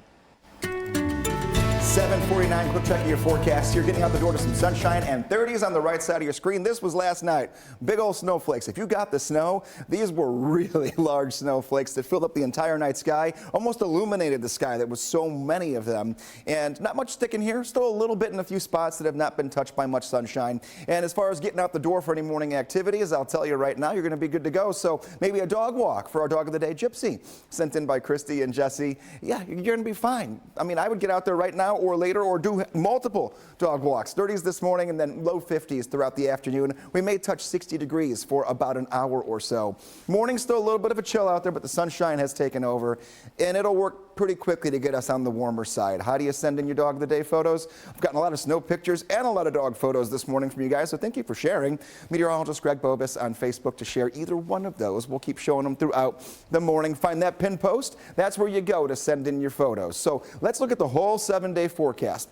3 of the days in a row, not much to worry about. 52 degrees today, 60 tomorrow, 62 on Thursday. Friday is a transition day. We'll go from warm temperatures and sun to temperatures that will drop, and they'll dip quite a bit for the upcoming weekend. Rain chances, but they're going to be very late. Think after you're done eating dinner. Maybe you have Friday evening plans or Friday night plans. There will be rain coming down during that time frame. It'll be out of here right in time for breakfast on Saturday and the rest of the weekend. trending on the dry side here to carry you into next week where we get back into the mid-50s. Still clear traffic out there. I want to give you an update on something happening there on I-40 and Highway 70 coming in from Bellevue. We are dealing with a bit of a backup here because of an earlier crash that at one point had the entire interstate shut down. Thankfully now they've reopened most of the lanes, but still some minor delays coming up here. And it's still going to take a little while for all of that traffic to fully get out of there. And some of that backup is going to linger back coming in from Bellevue. So your overall drive times look like this. Kingston Springs, 61 minutes coming in from the west side, 71 minutes in from Murfreesboro, 48 minutes, still a slow go coming down from Hendersonville. As far as this crash, you can still try to take Highway 70, but let me tell you, it's still extremely slow over there from the west side, no matter which way you're coming into town. 7:52 is the time. It's Mardi Gras. We're going to show you how folks are celebrating and still cleaning up across different areas. Call Ponce Law, the real truck lawyers. We'll uncover the true cause of your crash and fight for the compensation you deserve. Call Ponce Law, justice for all. Fox 17 News, your Code Red station. We track severe weather. Using our Code Red alerts up to 3 days in advance. Warning you to weather that will impact your life. Our forecast pinpoint a storm's path, showing when it will hit your neighborhood. That's where we already are. This low pressure system looks like it will be arriving in Brentwood at 4:15 on Wednesday. Providing you the information needed to prepare and stay safe. Fox 17 News, your Code Red station. Alerts, empowers, protects. Fox 17 News, your Code Red station. We track severe weather. Using our Code Red alerts up to 3 days in advance. This low pressure system looks like it will be arriving in Brentwood at 4:15 on Wednesday. Providing you the information needed to prepare and stay safe. Fox 17 News, your Code Red station. Alerts, empowers, protects. Fox 17 News, your Code Red station. Your first line of defense when severe weather threatens. Warning you up to 3 days in advance. So, when we call a Code Red weather alert, know we're providing you with the information needed to prepare and stay safe. You're watching Fox 17 WZTV Nashville.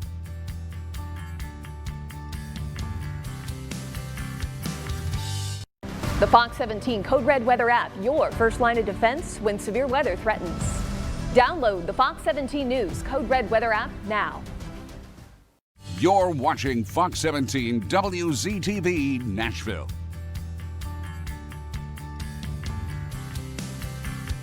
You're watching Fox 17 WZTV Nashville. You're watching Fox 17 WZTV Nashville. You're watching Fox 17 WZTV Nashville. You're watching Fox 17 WZTV Nashville. You're watching Fox 17 WZTV Nashville. Fox 17 News, your Code Red station. We track severe weather. Using our Code Red alerts up to 3 days in advance. Warning you to weather that will impact your life. Our forecast pinpoint a storm's path, showing when it will hit your neighborhood. That's where we already are. This low pressure system looks like it will be arriving in Brentwood at 4:15 on Wednesday. Providing you the information needed to prepare and stay safe. Fox 17 News, your Code Red station. Alerts, empowers, protects. Fox 17 News, your Code Red station. We track severe weather. Using our Code Red alerts up to 3 days in advance. This low pressure system looks like it will be arriving in Brentwood at 4:15 on Wednesday. Providing you the information needed to prepare and stay safe. Fox 17 News, your Code Red station. Alerts, empowers, protects. Fox 17 News, your Code Red station. Your first line of defense when severe weather threatens. Warning you up to 3 days in advance. So, when we call a Code Red weather alert, know we're providing you with the information needed to prepare and stay safe. You're watching Fox 17 WZTV Nashville.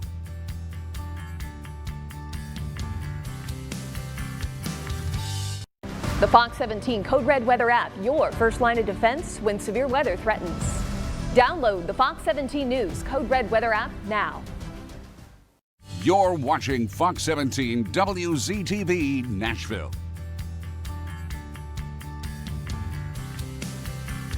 You're watching Fox 17 WZTV Nashville. You're watching Fox 17 WZTV Nashville.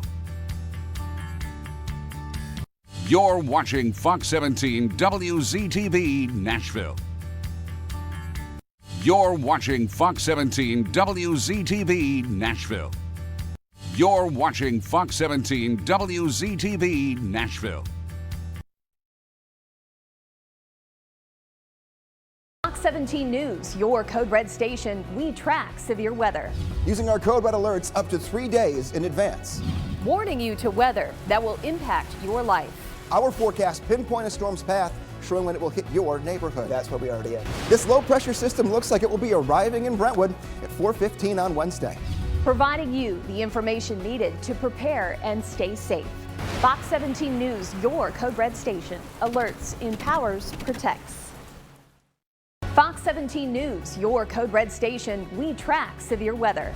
Using our Code Red alerts up to 3 days in advance. This low pressure system looks like it will be arriving in Brentwood at 4:15 on Wednesday. Providing you the information needed to prepare and stay safe. Fox 17 News, your Code Red station. Alerts, empowers, protects. Fox 17 News, your Code Red station. Your first line of defense when severe weather threatens. Warning you up to 3 days in advance. So, when we call a Code Red weather alert, know we're providing you with the information needed to prepare and stay safe. You're watching Fox 17 WZTV Nashville.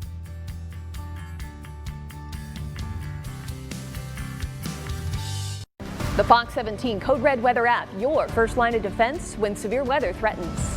Download the Fox 17 News Code Red weather app now.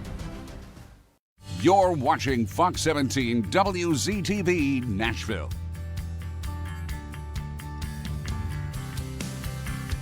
You're watching Fox 17 WZTV Nashville. You're watching Fox 17 WZTV Nashville. You're watching Fox 17 WZTV Nashville. You're watching Fox 17 WZTV Nashville. You're watching Fox 17 WZTV Nashville. Fox 17 News, your Code Red station. We track severe weather. Using our Code Red alerts up to 3 days in advance. Warning you to weather that will impact your life. Our forecast pinpoint a storm's path, showing when it will hit your neighborhood. That's where we already are. This low pressure system looks like it will be arriving in Brentwood at 4:15 on Wednesday. Providing you the information needed to prepare and stay safe. Fox 17 News, your Code Red station. Alerts, empowers, protects. Fox 17 News, your Code Red station. We track severe weather. Using our Code Red alerts up to 3 days in advance. This low pressure system looks like it will be arriving in Brentwood at 4:15 on Wednesday. Providing you the information needed to prepare and stay safe. Fox 17 News, your Code Red station. Alerts, empowers, protects. Fox 17 News, your Code Red station. Your first line of defense when severe weather threatens. Warning you up to 3 days in advance. So, when we call a Code Red weather alert, know we're providing you with the information needed to prepare and stay safe. You're watching Fox 17 WZTV Nashville.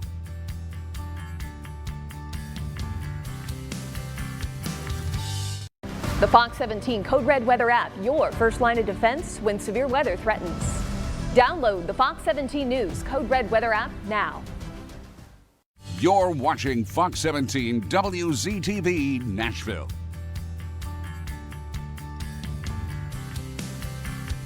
You're watching Fox 17 WZTV Nashville. You're watching Fox 17 WZTV Nashville. You're watching Fox 17 WZTV Nashville. You're watching Fox 17 WZTV Nashville. You're watching Fox 17 WZTV Nashville. Fox 17 News, your Code Red station. We track severe weather. Using our Code Red alerts up to 3 days in advance. Warning you to weather that will impact your life. Our forecast pinpoint a storm's path, showing when it will hit your neighborhood. That's where we are today. This low pressure system looks like it will be arriving in Brentwood at 4:15 on Wednesday. Providing you the information needed to prepare and stay safe.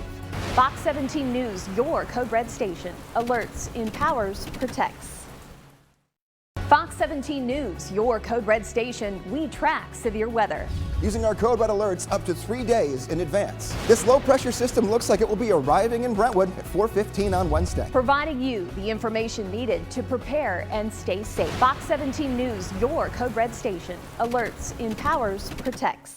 Fox 17 News, your Code Red station. Your first line of defense when severe weather threatens. Warning you up to 3 days in advance. So, when we call a Code Red weather alert, know we're providing you with the information needed to prepare and stay safe. You're watching Fox 17 WZTV Nashville.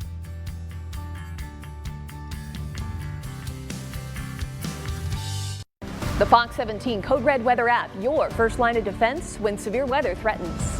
Download the Fox 17 News Code Red weather app now. You're watching Fox 17 WZTV Nashville.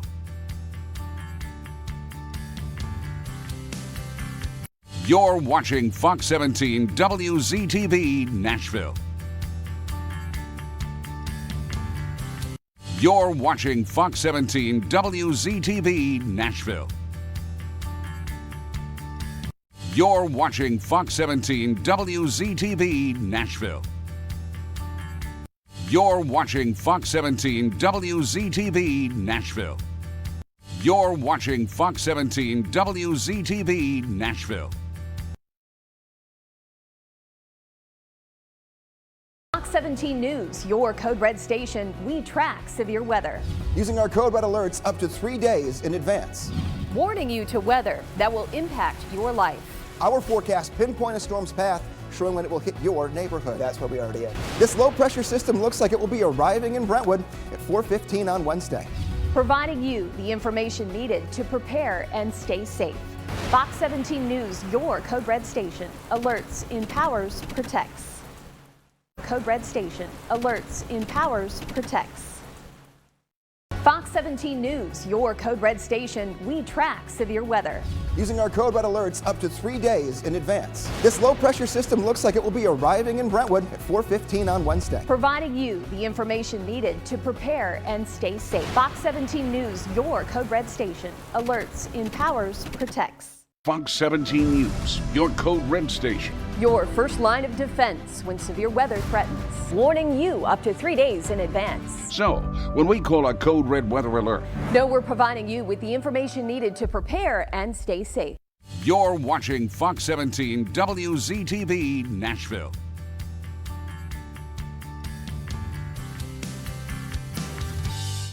The Fox 17 Code Red weather app, your first line of defense when severe weather threatens. Download the Fox 17 News Code Red weather app now. You're watching Fox 17 WZTV Nashville.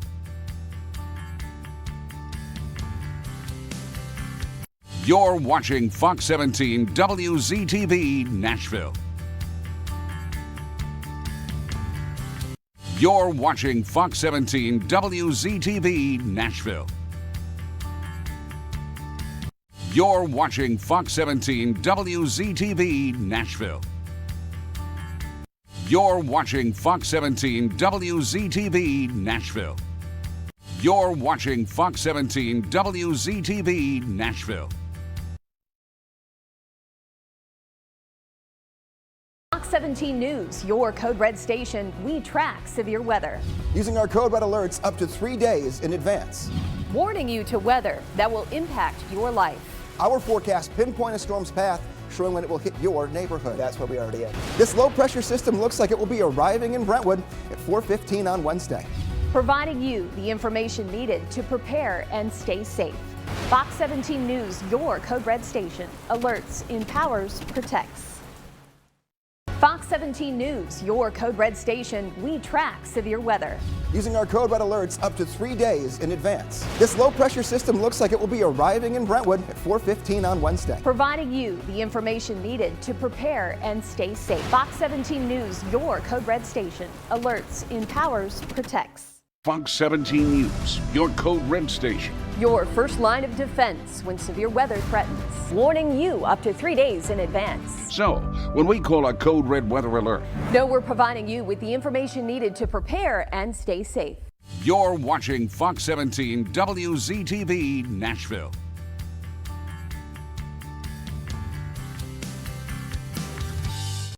The Fox 17 Code Red Weather app, your first line of defense when severe weather threatens. Download the Fox 17 News Code Red Weather app now. You're watching Fox 17 WZTV Nashville.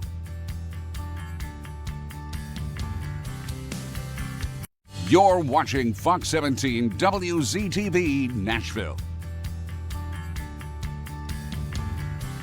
You're watching Fox 17 WZTV Nashville. You're watching Fox 17 WZTV Nashville. You're watching Fox 17 WZTV Nashville. You're watching Fox 17 WZTV Nashville. Fox 17 News, your Code Red station. We track severe weather. Using our Code Red alerts up to 3 days in advance. Warning you to weather that will impact up to 3 days in advance. Warning you to weather that will impact your life. Our forecast pinpoint a storm's path, showing when it will hit your neighborhood. That's what we already have. This low pressure system looks like it will be arriving in Brentwood at 4:15 on Wednesday. Providing you the information needed to prepare and stay safe. Fox 17 News, your Code Red station. Alerts, empowers, protects. Fox 17 News, your Code Red station. We track severe weather. Using our Code Red alerts up to 3 days in advance. This low pressure system looks like it will be arriving in Brentwood at 4:15 on Wednesday. Providing you the information needed to prepare and stay safe. Fox 17 News, your Code Red station. Alerts, empowers, protects. Fox 17 News, your Code Red station. Your first line of defense when severe weather threatens. Warning you up to 3 days in advance. So, when we call a Code Red weather alert, know we're providing you with the information needed to prepare and stay safe. You're watching Fox 17 WZTV Nashville.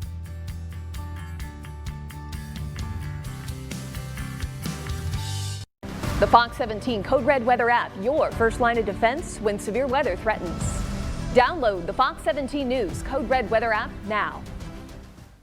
You're watching Fox 17 WZTV Nashville.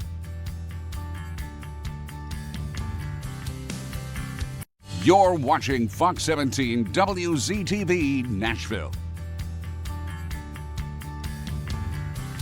You're watching Fox 17 WZTV Nashville. You're watching Fox 17 WZTV Nashville. You're watching Fox 17 WZTV Nashville. You're watching Fox 17 WZTV Nashville. Fox 17 News, your Code Red station. We track severe weather. Using our Code Red alerts up to 3 days in advance. Warning you to weather that will impact your life.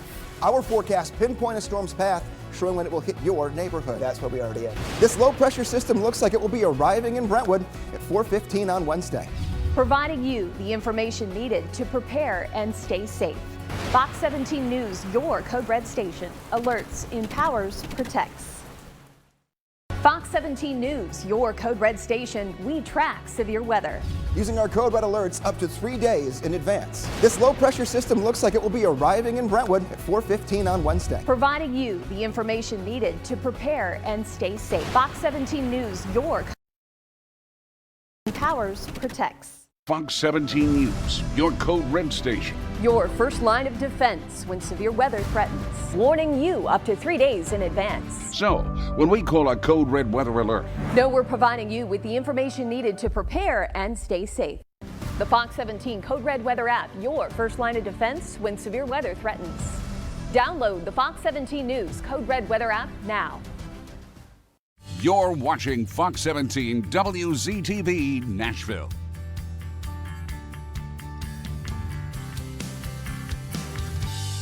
You're watching Fox 17 WZTV Nashville.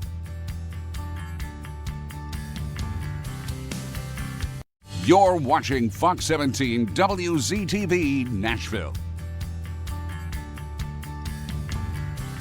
You're watching Fox 17 WZTV Nashville.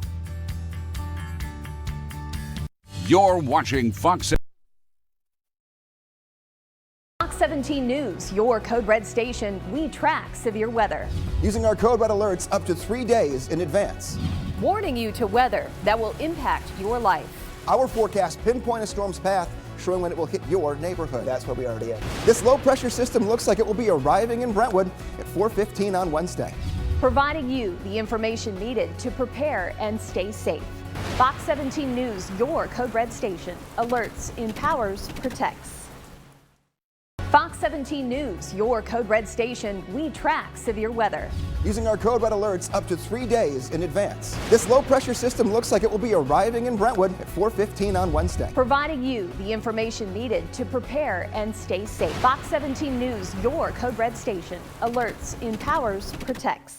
Fox 17 News, your Code Red station. Your first line of defense when severe weather threatens. Warning you up to 3 days in advance. So, when we call a Code Red weather alert, know we're providing you with the information needed to prepare and stay safe.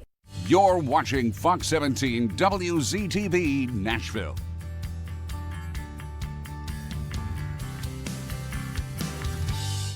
The Fox 17 Code Red weather app, your first line of defense when severe weather threatens.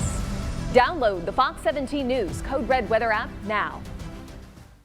You're watching Fox 17 WZTV Nashville.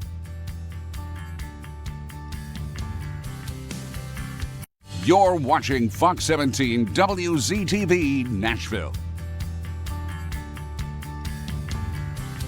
You're watching Fox 17 WZTV Nashville. You're watching Fox 17 WZTV Nashville. You're watching Fox 17 WZTV Nashville. You're watching Fox 17 WZTV Nashville. Fox 17 News, your Code Red station. We track severe weather. Using our Code Red alerts up to 3 days in advance. Warning you to weather that will impact your life. Our forecast pinpoint a storm's path, showing when it will hit your neighborhood. That's where we already are. This low pressure. Providing you the information needed to prepare and stay safe. Fox 17 News, your Code Red station. Alerts, empowers, protects. Fox 17 News, your Code Red station. Your first line of defense when severe weather threatens. Warning you up to 3 days in advance. So, when we call a Code Red weather alert, know we're providing you with the information needed to prepare and stay safe. The Fox 17 Code Red weather app, your first line of defense when severe weather threatens. Download the Fox 17 News Code Red weather app now.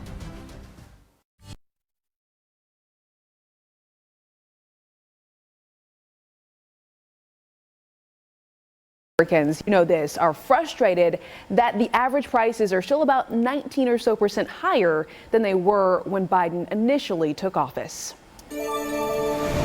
8:24 is the time. Listen to this.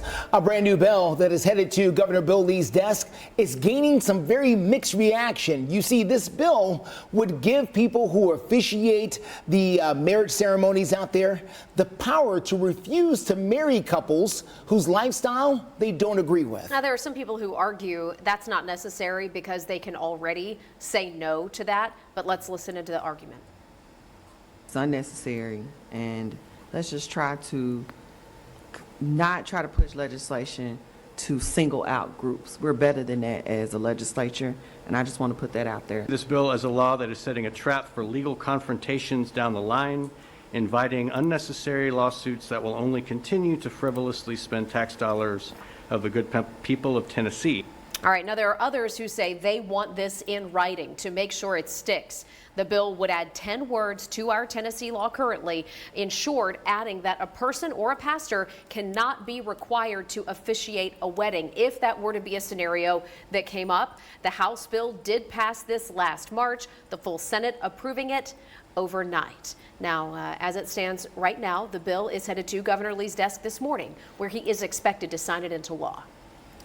Well, check this out. News from Clarksville as their police department is expanding this morning. They are hiring 17 brand new officers to the force. Take a look at the brand new group right there. The mayor, along with the chief of police, welcomed in all of the new officers there in Clarksville. Now, they will attend the Walters State Regional Law Enforcement Training Academy coming up in April, and then they will undergo some in-house training with the Clarksville Police Department and their training division until then. Good-looking group. A big congratulations to all the men and women in blue who will soon be out there protecting and serving. 8:26, your time right now. A quick look at your forecast. I asked, you delivered. I asked for snow photos if you had them this morning or from last night. Dozens coming into Facebook, so thank you for that. This one right here from Franklin as the sun's just coming up. And the more creative the picture, just for future reference, the more creative the picture, the more likely you are to hear to see it on Fox 17 News this morning. Yeah, thank you, Sharon, for this one as well. Look at how big the flakes were yesterday. We went from heavy rainfall to very big wet snowflakes very quickly. Nothing on radar right now, but here was the scene. Yesterday we had the rain, cold air moves in. You snap your finger, turns to snow very quickly. Moves in and out within an hour, gives you half of an inch to an inch of very wet snow, and that's where we're at. But here's one little thing right here. It's a fun little fact. This circled area, there was a lightning strike right in the middle of the heavy snow. We had a clap of thunder snow yesterday. 8:27 is the time. Let's take a look at your steer clear traffic as you get out there this morning. This is a look here at I-40. This is very close to Donaldson Pike. In the area of the airport, you can see we got a disabled tractor trailer over there to the shoulder, shutting down at least one lane, causing a bit of a slow go coming in from Mount Juliet. We were also watching another stalled vehicle coming in on I-40 from Smith's Lane. Looks like they've been able to remove that, so no big problems there in that area. Just typical congestion there. You could try to use Elm Hill Pike or Highway 70, Lebanon Pike, the best way to steer clear of any problems from the east side. The threat to a Nashville staple. What could be bringing down Monell's at the Manor? And Gary Sutton has been on death row for 32 years. But now, 3 witnesses in his case, along with a disgraced medical examiner, are now casting doubt on his guilt. Coming up at 8. Threatens. Download the Fox 17 News Code Red weather app now. This Fox 17 This Morning newscast is sponsored by Ponce Law. You're watching Fox 17 News This Morning, your Code Red station.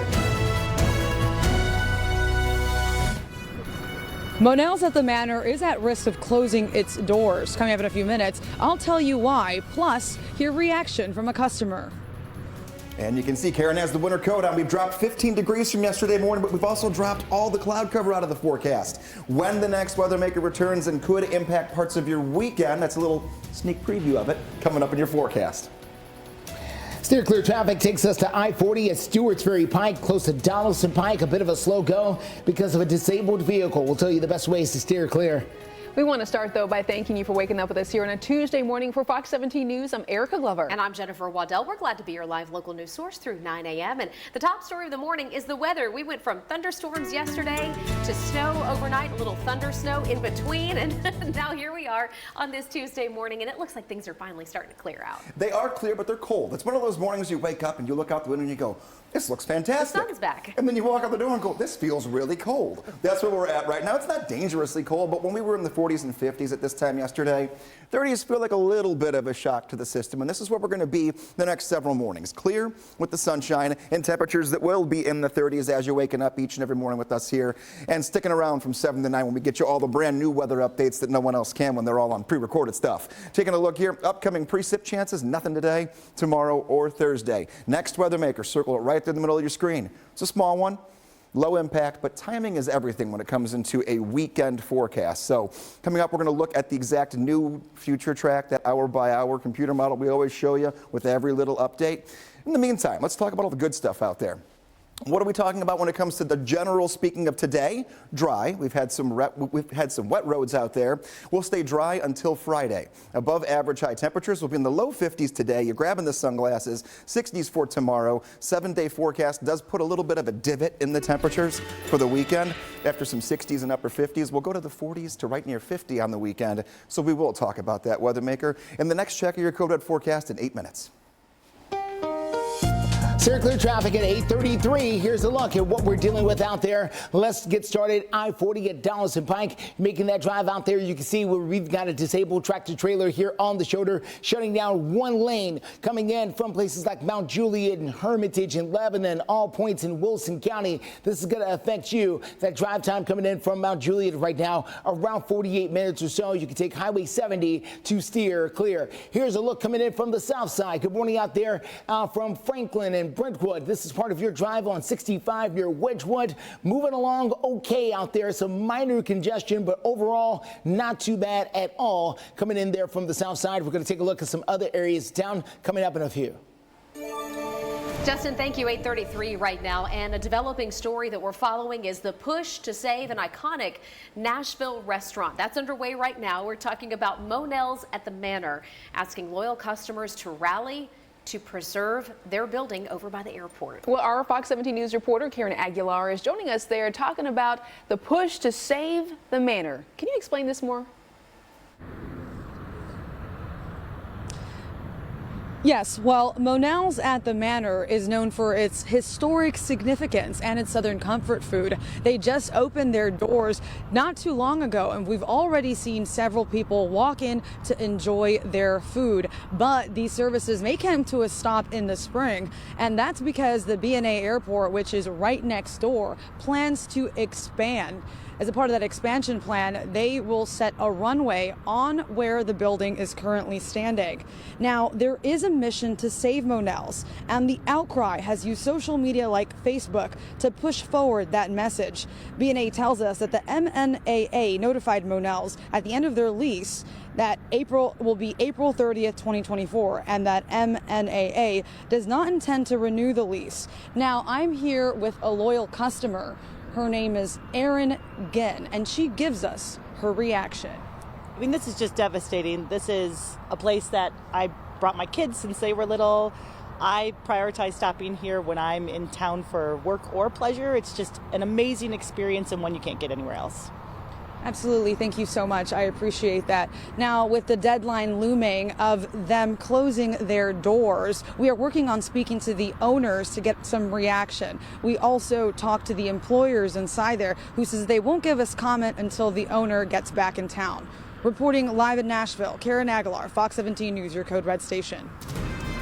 Karen, thank you. And your voice, your vote. Just about time to cast your early ballot in the presidential primary here in Tennessee. In Tennessee, early voting for the March 5th primary does begin Wednesday and runs through February 27th. If you want a link to all the hours, the polling locations, and sample ballots, we have that for you. Go to fox17.com and click on the drop-down menu on the top left and then select Fox Links for all the details. 8:36 right now, cracking down on crime and getting drugs off the streets. Why these 5 people were just arrested as part of an investigation right here in the mid-state. And hey, the snow made its way out. Now we're tracking your... Only at Sleep Outfitters. This Fox 17 newscast is sponsored by the Higgins Firm.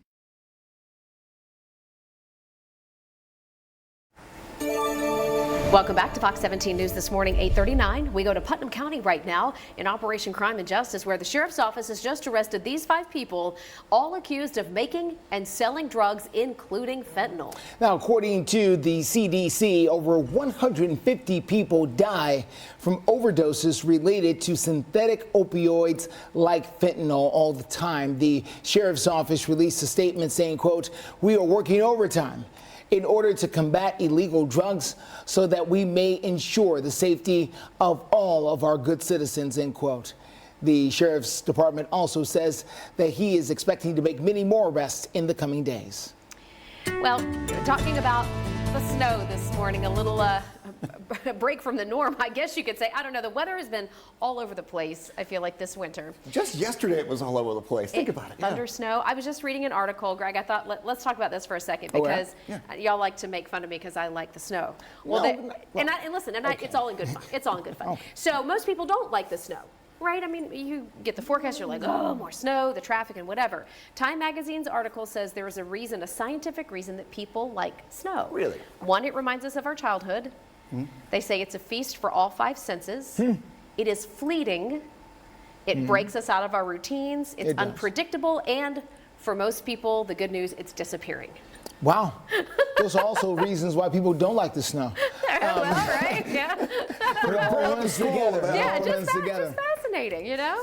Thankfully, no extra snow for us for right now, which is good. So we're going to get into a nice pattern here, get you up, get you out the door. I will tell you that when it comes to snow, and you've got flights today, maybe you have a flight out of BNA, someone coming to Nashville, I'm going to show you more of a broad picture of the radar in a moment, because there are some areas right now where they're getting hammered with the snow that we had yesterday, but they're getting way more than we did, some 5 to 8 inches of snow. Out the door for us, none of that, sunshine. Temperatures in the 30s and 40s for the rest of this morning, low 50s later on this afternoon. So here's what I'm talking about. Nothing overhead. Nashville is not a problem when it comes to our specific airport. Click on the button, look to the north and the east. Boston, New York, Washington, Philadelphia, many airports, Newark in Jersey, they're all seeing cancellations and delays. Right now, BNA has 21 cancellations already, and most of them are to the north and east. So watch your flight carefully today, guys. Dog of the day, Gypsy, sent in by Christy and Jesse. Thank you for, they watch every morning. So Gypsy, if you're watching, good dog, go get a treat. You deserve it this morning. 38 degrees at 9 a.m., 53 at 3. Forecast looking good all day long for a dog walk from start to finish. The next immediate few hours, grab the leash and get out there. The sunshine and some sunglasses. That's all you got to worry about here for the next few hours. Steer clear traffic for you this morning. Let's get out to I-40. This is at Dallas and Pike out there. We've been watching this scene for a little bit. Hopefully a tow truck will come out there and get this 18-wheeler out of the way so they can free up that extra lane, because if not, it's going to continue to slow things up there from the east side. That is the biggest problem we're facing right now. Everywhere else, starting to see improving traffic conditions as we push towards 9 o'clock.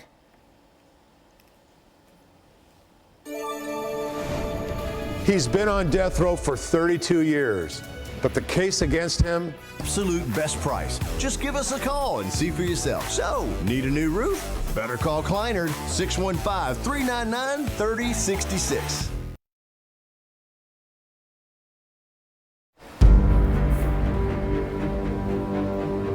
Good morning at 8:45 right now. Gary Sutton is sitting on Tennessee's death row after being convicted of murder more than 3 decades ago. But now, some say investigators got the wrong man. Fox 17 News' Dennis Ferrier started digging into this story a year ago, and this morning he investigates the new evidence, calling this conviction into question. You know, there's just more and more all the time. There are big problems with 3 of the big witnesses in the Gary Sutton conviction.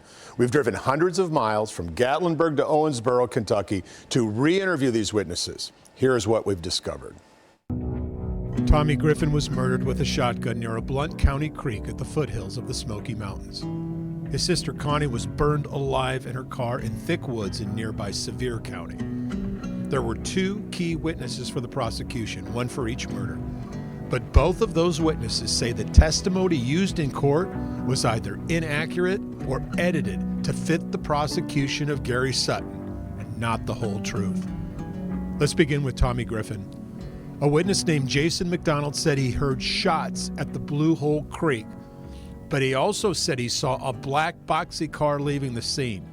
That didn't help the prosecution. They needed it to be a white truck or a white Camaro, because witnesses saw Tommy Griffin with a woman in a black boxy car before his death. It would have validated Gary Sutton and James Dillinger's claim that Tommy Griffin left the jail in a black boxy vehicle. Correct. It's huge. It is huge. And when I showed Jason McDonald a picture of a black Ford Fairlane, he said, that's it. Jason McDonald's sworn statement, quote, "I am 100% positive that the vehicle I saw fleeing the scene after hearing 3 gunshots was not a white truck or Chevy Camaro." We spoke to him on the phone. He confirmed everything in his statement. He even agreed to do an on-camera interview and then backed out at the last minute. Now on to the second murder. This woman, Barbara Jones, said she saw a white truck leaving the scene of Connie Branham's murder. But here's the thing. Barbara Jones says prosecutors took her out to a parking lot before she testified and showed her Sutton's uncle's truck. Then in the photo lineup of white trucks, Sutton's uncle's truck was the only one even close to what she saw that day. The other trucks were very different. So that's bothered me for a long time. They never did show her Lester Johnson's white truck, an alternate suspect who had a motive and the same kind of truck. I cannot tell you 100% that that was that truck. That truck was moving it out of there. I just know it was a white truck with a toolbox and mud tires on it. I didn't see who was in the truck. I didn't see their faces. Well, years later, when I come to her and show her the picture of the white Dodge truck that Lester Johnson was driving, she said that could have been it. She wasn't sure. She wasn't sure if it was that one. There's more. Because of alibis, the prosecution needed Tommy Griffin's murder to happen on Friday. Their star witness, disgraced medical examiner Charles Harlan, who lost his medical license for sloppy and inaccurate autopsies. Harlan testified Griffin died on Friday, even though other medical examiners said Griffin was killed on Monday, that Harlan misled the court about how rigor mortis works. Other credible medical examiners said Griffin died on Monday, which would have destroyed the prosecution's case against Sutton. Sutton's new lawyer, Daniel Lofton. You have a hard enough time connecting the dots when it's circumstantial, and then if it's coming from a source that's not credible, it's just sort of a double out. If this all adds up to a suspicious prosecution, you are not alone. Gary Sutton was actually granted a new trial, but his public defender missed the filing deadline for paperwork granting a new trial. Missed the most important deadline in Gary Sutton's death row life. How inexcusable is it to miss a deadline on something as important as an opportunity for a new trial? I mean, for Gary Sutton, it's literally a life and death thing. Sutton has been on death row 32 years. He has used his time to become an artist, creating all kinds of things for friends and family and people who have encouraged him, while he waits for the governor, the first real hope in decades. It's a living nightmare. I mean, it's something it's like a nightmare that you really can't get out of. I mean, it's you keep waking up to it over and over every day. So, we stayed with this story for a year, we've gone all over. There's another witness, believe it or not. I mean, you can't stuff it all into one story, right? It doesn't fit in the bag. You'd be here for 10 minutes. So we have another story that we're working on. I don't want to say too much because I haven't completely re-interviewed the witness. There's another witness that says he was misrepresented by the prosecution. Yeah, another one. So, I mean, it's just like, you know what? Everything is strange. Yeah, snowball effect. Yeah. And so Gary Sutton waits. He's just waiting on death row. Well, yeah, what do you do? Yeah. I mean, he doesn't have a date anymore. He was scheduled to die, and then they had all the problems with the drugs. But now there's no date on him. So I think when there's no date on him, they feel like they can, the whole petition is on the governor's desk. But, I mean, there's a lot of stuff on his desk. Man, right? Dennis, I feel like we could create an entire hour-long special dedicated specifically to this case and the coverage of it. Yeah, that's the kind of, unfortunately, that's the kind of thing it is. It's like an hour, Maybe what do you do? that's something we work on for the future. Yeah. All right, Dennis, thank you. Erica, put you on it. All right, 8:51 is the time. Right now, let's check in with Greg. Taking a look here, I'm going to give you your 7-day forecast. I can give you everything you need to know before you're heading out the door here in the next 10 minutes. Well, not everything. I've got 2 more little snippets for you after this last commercial break. But here you go, 52 degrees. That will be your temperature later on this afternoon. To warm up out of the 30s. 60 on your Wednesday, 62 degrees for Thursday. Nighttime temperatures get used to the 30s. Over the most part here for the next 7 days. Actually, even colder. Saturday night into Sunday is going to be our coldest night. So unfortunately, the coldest air moves in just in time for the weekend. Let's talk about this right here. 40%, 20% chances for rain. Rain timing as of right now, and this will get shifted a little bit day by day, is around 7 o'clock on Friday through about 7 a.m. on Saturday. So an overnight event for us here, and that'll drop our temperatures a little bit cooler for Saturday and Sunday. Still clear traffic for you this morning. We are starting to see things greatly improve out there. This is going to be Stewart's Ferry Pike at I-40. We were dealing with a disabled tractor trailer there over the last few moments. Glad to see they have now shifted the camera, and looks like we're doing much better now getting that out of the way. So no more big problems coming in from the Donaldson area. Here is that drive coming in from Murfreesboro. Still a little bit slow coming in through Laverne this morning. This is at Waldron Road. So let's take a look at those overall drive times as we end our 8 o'clock hour. Franklin at 38 minutes, Murfreesboro 67 minutes, Hendersonville 32 minutes from Sumner County. Police are still on high alert as new charges are being brought against 2 people in the murder case of a Tennessee jet. Tucson compares to a Tucson. Now get 0% APR or up to $1,500 bonus cash on the Hyundai Tucson. Hurry in.